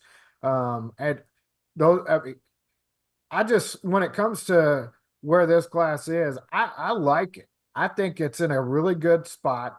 You've got some pretty good key wins. You've got some national top prospects locked in. You've got some of the state's best. I know it depends on who you look at and who rated where, but the guys that they've got locked in, they got some dudes, and some of them may be undervalued by other places, like Landon Rink. I mean, come on, that guy just what an impressive guy. And some people have him as a 3-star. Okay, whatever, man. You have your evaluation, but that dude's a player, and you've got a lot of big wins that this staff has done. And going into the season, you put yourself in a position to make some moves on the recruiting front, regardless of what happens over the next month. Jason, I think that's such a well-illustrated point there. And when you think about this group overall, too, like you talked about guys getting certain stars that are better. Torian York is a recent example that probably didn't get the love that he deserved, and he turned out to be not only the best freshman defensive player in the SEC, but also the captain on the defense of this year's team. Well, and you got to realize some of these guys, they don't know everything they don't have the catalog and the file on these players that some of these coaches or that all these colleges do. So I got a lot of friends in this industry, and we all try and do the best with the information we have. But I mean, at the end of the day, there's some missing pieces on a lot of these things, and certain schools are going to value certain attributes maybe a little stronger than others. And so there's going to be differences in evals across colleges, from staff to staff, and across the ranking system. So it's not like there's anybody that's really got it locked in, like, when it comes to putting 1, 2, 3, 4, 5 together, they've got it all figured out. So, but yeah, I think they've what this staff has done is they've done a great job of researching their players and their targets and putting guys together that they feel fit together, that connect on and off the field together, and they've got big wins over national programs and for national prospects. And then they've got some really solid stud dudes that can come in and compete right away. Chase Sims comes to mind as a guy that I know we've had him undervalued, and just watching his tape and things like that, it was, and seeing where his body is now. I mean, it's obvious that dude's got potential to be a big player in the SEC. And, that's something that I think Mike Elko and his staff knew way before the ranking and evaluator guys. Hey, Jason, kind of back to your point about this being a close group. How's that going to potentially play out with some of the guys that we could see flip? Because I think that they all play a huge role in changing the minds of people that have picked other places. Well, I mean, it's just friendships, and it's all of it. It's when it comes to these guys that are potential flips. And I'm not saying that with anybody in mind, but there's guys that they're going to be staying on. Your Jamarian Morrows, your Lincoln Cures, Lamont Rogers. Those are kind of guys that A&M's not going away from. Trey McNutt, they're not going away from that fight. And I know Noah McHale and Adonis Curry played a significant role in his visit and the discussions that they had. And he's got Dejan Petaway is a guy that he knows from down in the Houston area, and there's a lot of connectivity there with not only McNutt or a Lamont Rogers who I know Ryden has been on, and they've these guys have genuine relationships, and when you're talking about bringing somebody on campus and eventually flipping, it's a group effort. So keeping them interested, staying consistent with the messaging, and the product on the field, I think, has potential to go a long way as well. Jason, let's set a break here. When we come back, I know there's a big decision later on today. There's one coming up tomorrow, a bunch here in August. So we'll kind of go through those and get a feel for that. If you have a question for Jason, you can send it at 979-693-1150. Right now we're talking about Duck Camp. Their gear is made for people that live for the moments and where there are fish to catch, birds to hunt, and time to kill, football to watch. You want to wear Duck Camp gear. It's awesome. They like doing all that stuff. So they built a company centered in on it, dedicated to giving the best in class in hunting and in fishing apparel. The clothing is awesome, right? They have gear that's been tested from the backcountry of Alaska to the dove fields of Texas, and also ready to keep you cool and comfortable for those scorcher game days. It'll stand through the toughest conditions, but also happily sit down beside a fire and drink a few cold ones. It is the cool clothing. You need to check out the website and learn all about it at duckcamp.com. They believe they can't just sit around and wait for the adventure to come to you. You have to get out there, stay out there, and make the most of every single second. Shop for your hunting and fishing gear at duckcamp.com. That is duckcamp.com.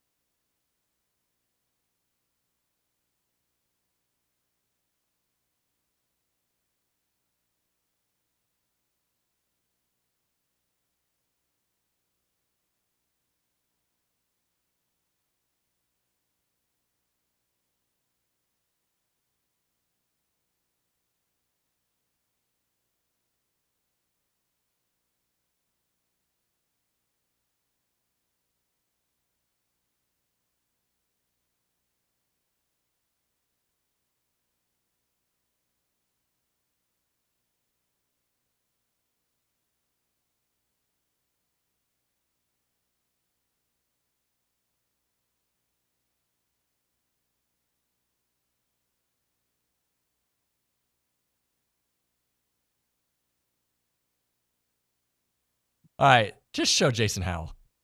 Frown every once in a while, bro. You're just smiling like. Hey, I just have to keep my eyes from popping out of my head every now and then. I've seen the screenshots. It's scary. I see myself and I'm going, ooh. All right, so yeah, I got to watch out there on that. So I'm going to tell you the truth why this is a big deal to me. You have a natural smile. I have a fake smile. Yeah. All right? I remember when I started on television, like the news director told me, like, you need to have a friendly disposition when they come back to you because this is my face. And you'll see it on this show. People will make screenshots of it. Right? And like you have this like, like you're almost like a salesman, like when you go to a place and they come up to you at the mall and they try to sell you a widget or a massage for no reason, a foot rub, like, bro, no, not here, bro. You've got that look to you like, yes, I can make sure that you feel good in these Saucony boots or whatever, right? Like you're very good at that, Jason. Well, I appreciate it. It's yeah, I don't know. It's just always been the demeanor I've tried to carry. Well, it is recruiting country, believe it or not. This is not a show about shopping. Brought to you by Recruiting Country. Brought to you by Caprock Health System. Let's talk about the big decisions today. In fact, on the YouTube page, a question came in about one of those. Dale says, Kalik, 5-star wide receiver, commits today at noon, 247 Sports YouTube channel. Texas and A&M and Alabama recently on the hunt. Mr. Howell, comment, please. That's how it was written. Mr. Howell, take it away. Yeah, I posted some notes yesterday. Lockett was a guy that I definitely mentioned. So making his decision today at noon at the Saxe High School gym. Texas, Texas A&M, Florida State, Alabama, and LSU right there in the mix. Texas has kind of had the momentum there for a while. There was a lot of push and pull there in June. A&M has been in the mix to varying degrees and maybe even had a slight edge at certain times from January through the summer. But Texas has kind of had that edge for a little bit now, and that's where the prediction lies. And I haven't heard anything new that would make me change my mind. The Longhorns have done a phenomenal job there as far as, getting him on campus, making sure he feels comfortable and making him feel a bit like a priority, and they've done a better job of it to this point from what I'm hearing on the recruiting front. So yeah, that's where I give the edge right now. Let's talk about DJ Sanders from Belleville. His announcement, the defensive lineman, is tomorrow.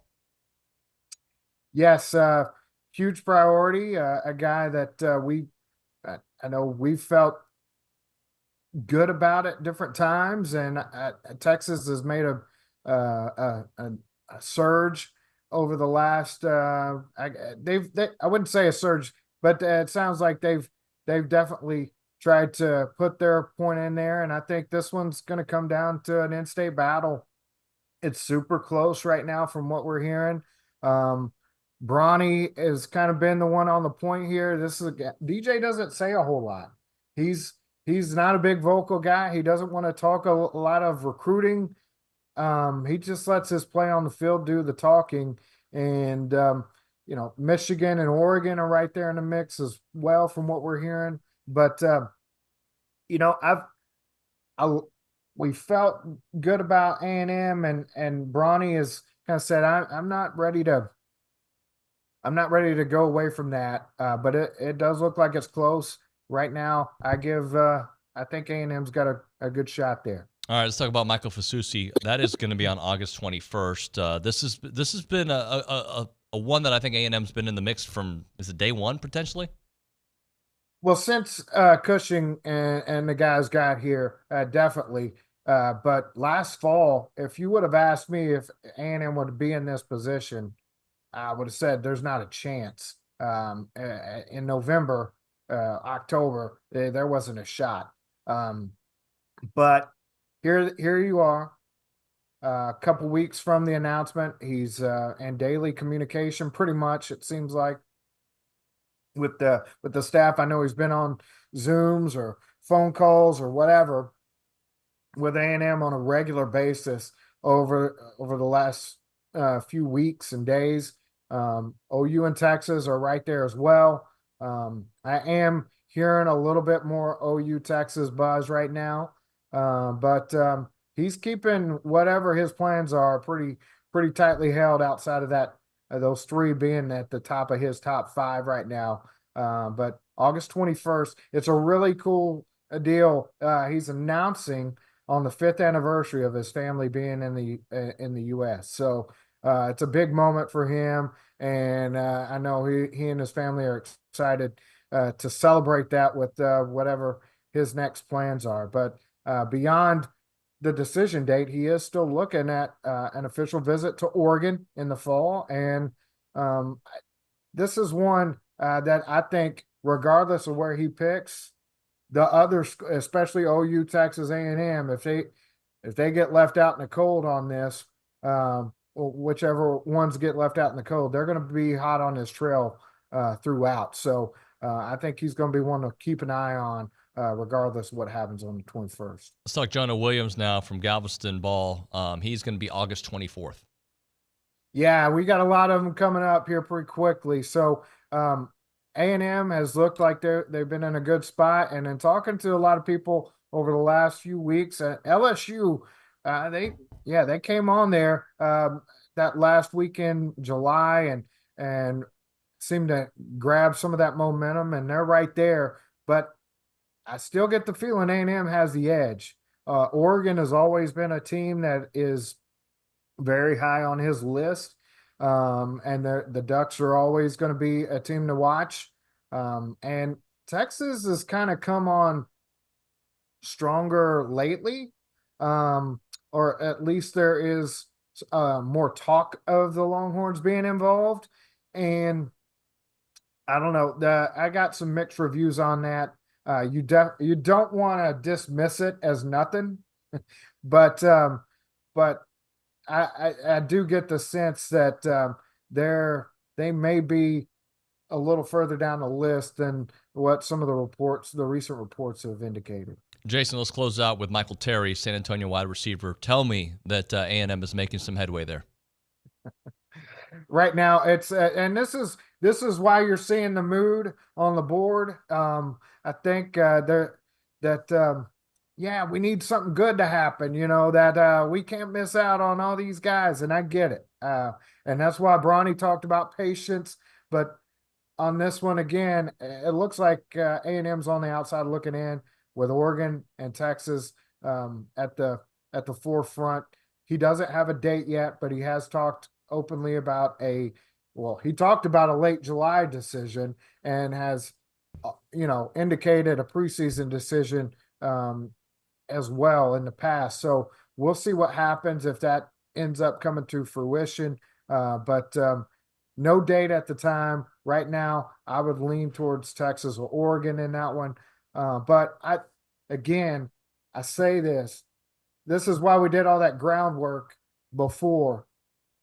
A&M with what they have, I'm getting tired of hearing A&M hasn't won any big recruitments, because that's just flat out false. Right. That's not what's going on. They have won big recruiting battles, and they've got some dudes in the class, and saying that they haven't is disrespectful to me. Like, in my opinion, I think that's disrespectful to some of these guys that have committed. And there's some guys that you do in this group have a real chance of landing. And again, some of these, like I mentioned, Fasusi, whatever happens there, it's not going to be over.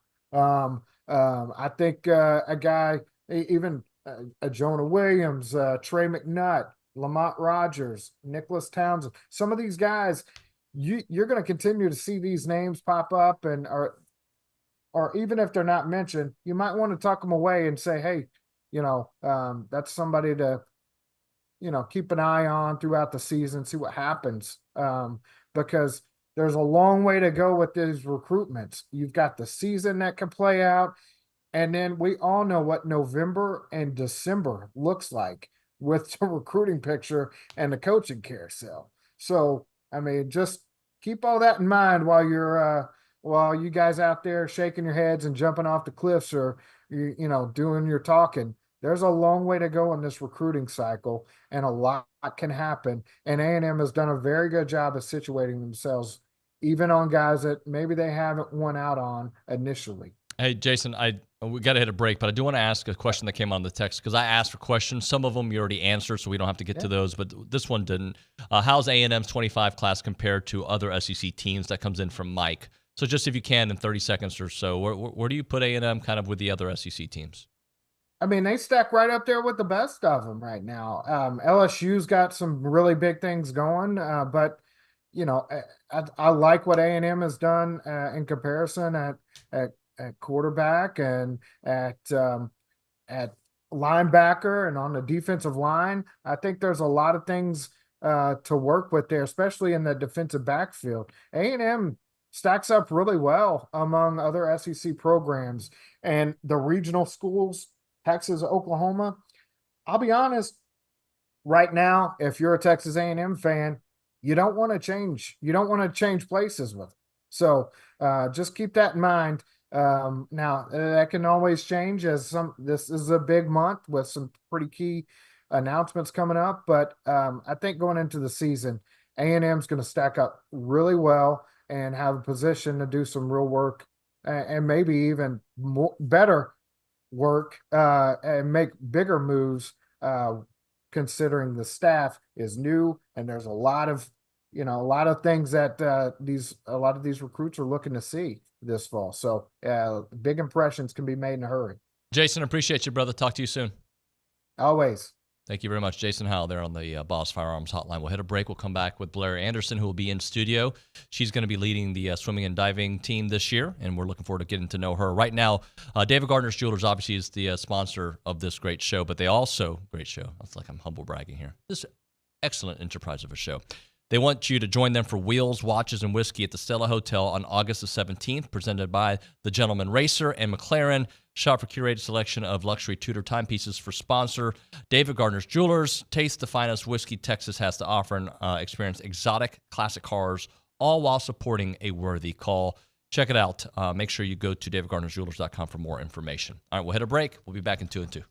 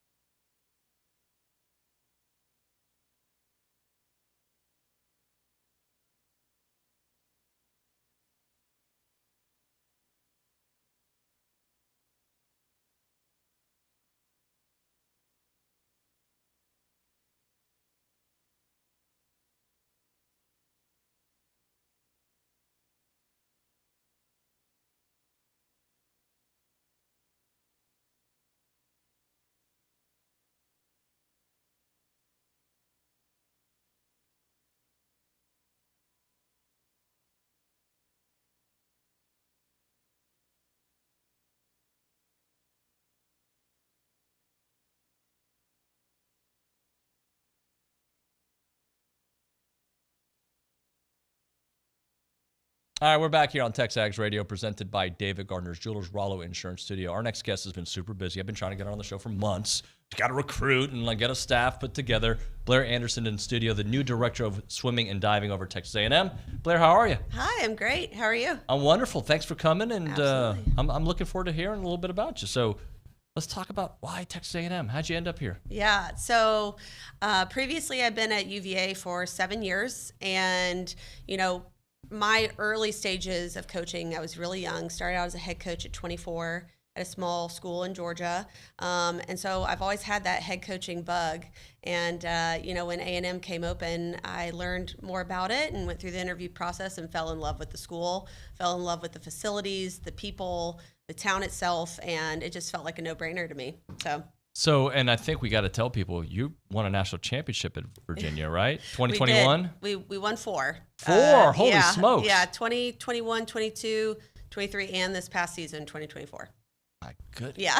This is like LeBron when he got to Miami, but you actually got to do it. So talk to me about you saw how it was built. You were a part of that recruiting process because you came in 2017? 2017. Mm-hmm. So you had a big part in it. So talk to me about how a championship program should look like. Yeah, it's a process. It's a lot of it is recruiting. It's also talent development. It's really just kind of getting that culture built up to embrace the idea of winning and of going the extra steps that it takes to become national champions. So, from 2017 to 2021, we were building that foundation and just kind of gaining momentum before it actually happened in 2021. COVID year happened in 2020, or else we feel like there would have been a pretty good fighting shot at winning it then as well. But, it takes time. And that's what I'm excited about here. I do feel that Texas A&M can win a national championship in swimming and diving. So that was a really big pull for me here. Was we've got all the things that we need in place to do that. So talk to me about the conversation with Trev and obviously you're interviewing, you want the job, you want to learn about the future though, you want to make sure it's a good fit. What made it a good fit after talking to Trev? Yeah, Trev and I had really great conversation, as well as everybody else involved in the interview process. I really attached to the core values of A&M and also to Trev's perspective on the athletic department, kind of where we're going. I really enjoyed his vision there. And I was bold. I did tell him that I see this coming in the future and that I'm excited to work towards it. I told him it was a process and it would take time and to be patient, because good things come to those who wait a little bit. It's not going to happen in 1 year. It might happen in 5 years. And the people that I brought on board with our staff are also people that want to put in the work to get us to that point. So I think he enjoyed the confidence that I had when I spoke about the future of the program. And, we both just kind of honed in on that and are excited about it. A lot of pride in the SEC, but you can say, hold my beer. I've been at a place that's just won 4 championships. So just when you look at the SEC in total, what kind of swimming and diving league is it? SEC is very strong. With Texas coming into SEC, it's going to be even more of a challenge. On the women's side, Texas has been second at NCAA's the past 3 or 4 years. And on the men's side, they've been pretty dominant, mixed in with Cal and ASU recently. So SEC is a very strong conference. And so I feel that, because it's a conference championships at SEC is all based on depth, because they have 3 finals, A, B, and C, and a swimming and A and B in diving. You can score more points with the depth of your roster, whereas opposed to NCAA's, it's all about the quality of your roster. So scoring the more points at the top 8 level and with relays. So I think SEC's, it's also going to take some time, but I do think that we're going to be in a position to win that at some point. So I know you've been busy recruiting and you put your staff together pretty quickly. Talk about how that process went and tell us a little bit about your staff. Sure. So it was really important for me to put a staff together that I trusted, that I had some connection and relationship with. Also people that were goal-oriented the way I was and very much had similar core values to me, so that we could bring that to the team and to the university, and people that were just kind of immediate players. So if I put them in, they were like, okay, tell me what to do, and I'm off. They're self-starters. They're very ambitious. Wes, Duncan, Allison, Jamie, and we hired Hannah Potter as our director of operations, and then obviously kept Jay LaRue and Jeff Bro on for diving, who have done a tremendous job with the program. So, for us, the number one priority was to first get everybody to college College Station, and then second, to get everybody out on the road recruiting. So making sure that we connected with the top teams, club teams in Texas, and then obviously the top club teams in the nation, and either getting ourselves on their pool decks or making phone calls, emails, and then, recruiting officially opened up on June 15th. So we're making phone calls, sending texts, making sure that the class of 2026 is a big priority for us. So a little bit different role for you than your predecessors, right? And talk a little bit about the changes and also your conversations with Steve and Jay. Yeah. So I have nothing but respect for Steve and Jay. I actually told them I wanted to have monthly lunches with them. I think they're very important to this program and set such a wonderful foundation for us to be able to grow off of.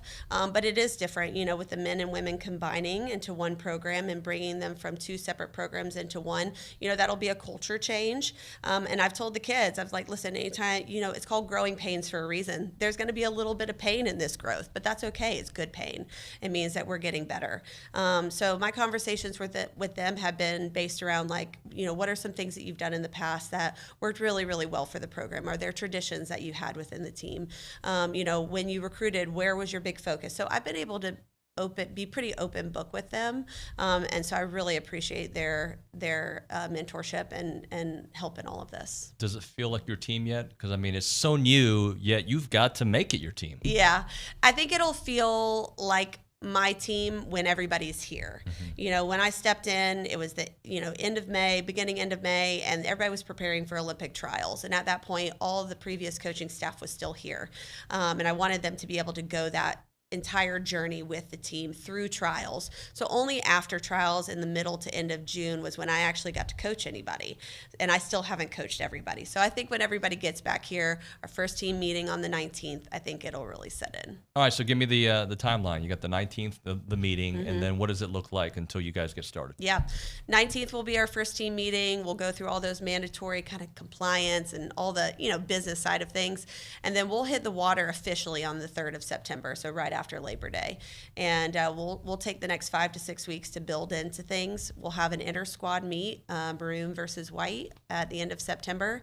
And then our first official competition will be the SMU Invite, which will be, I believe, the weekend of October 11th. How's recruiting going? It's good. Yeah. We're excited. We've got 3 official visit weekends this fall, and they're filling up pretty quickly. Lots of top 20, top 50 kids in the country are dying to come check out A&M, so I couldn't be more pleased. Is the transfer portal a big thing in swimming and diving like it is in the other sports? Yes and no. I do think that there are opportunities to use the portal to bolster your roster. And, when people find that a school isn't the right fit, you go in there and you check out what's available in terms of student athletes. But I think, with new legislation coming down the pipelines, I think that the transfer portal will become even bigger with our sport, depending on how roster limitations go. How much Olympics have you been able to take in?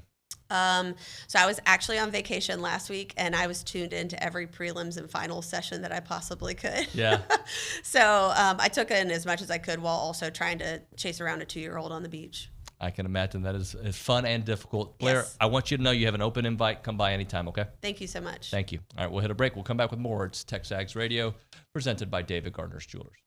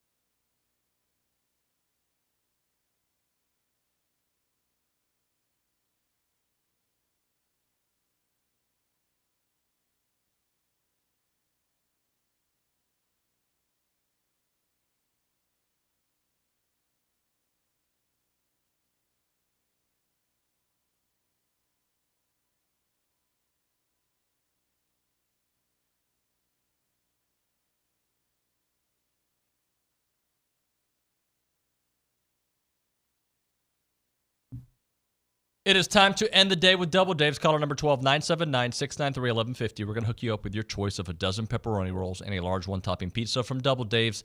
They've been serving Aggie Land since 1984. They have your favorite pizza. They have your favorite world-famous pepperoni rolls and reliable in-house delivery, bringing piping hot goodness straight to your door. Just click on doubledaves.com and your favorites are on their way. All right, so today on the program, we had some fun. We'll kind of do a reset here in a moment. There was one soundbite that I didn't get to run that I wanted to run because I think when coaches speak, either they say nothing or they say a lot. And I think Coach Elko said a lot when asked about the secondary yesterday. So I want to kind of reset that. I had that kind of pinned for the first segment of the show. But here's Mike Elko yesterday when asked about the competition at the secondary and how that's going to look. It's good. It's probably not a lot different today as I stand here than it was when we started this thing. But again, I think we have enough pieces, enough versatility back there. It's been good to see Des Ricks get out there. We didn't get to see him much in the spring. That's been good. It's been good to add Terry into the mix. That's been good. And then I think the rest of that group has taken the necessary step forward. And so it's going to be a really intense competition. All right. Obviously, he mentioned Des Ricks there, who we got to be super excited about. He also mentioned Terry Bussey in there. And I think we talked about it earlier this week, or maybe it was at the end of last week when I went to practice and those guys kind of jumped off the field. Like I'm just watching, and Olin's like, what exactly did you see? Just the speed and how connected they were on these drills, to me, as young players, spoke volumes.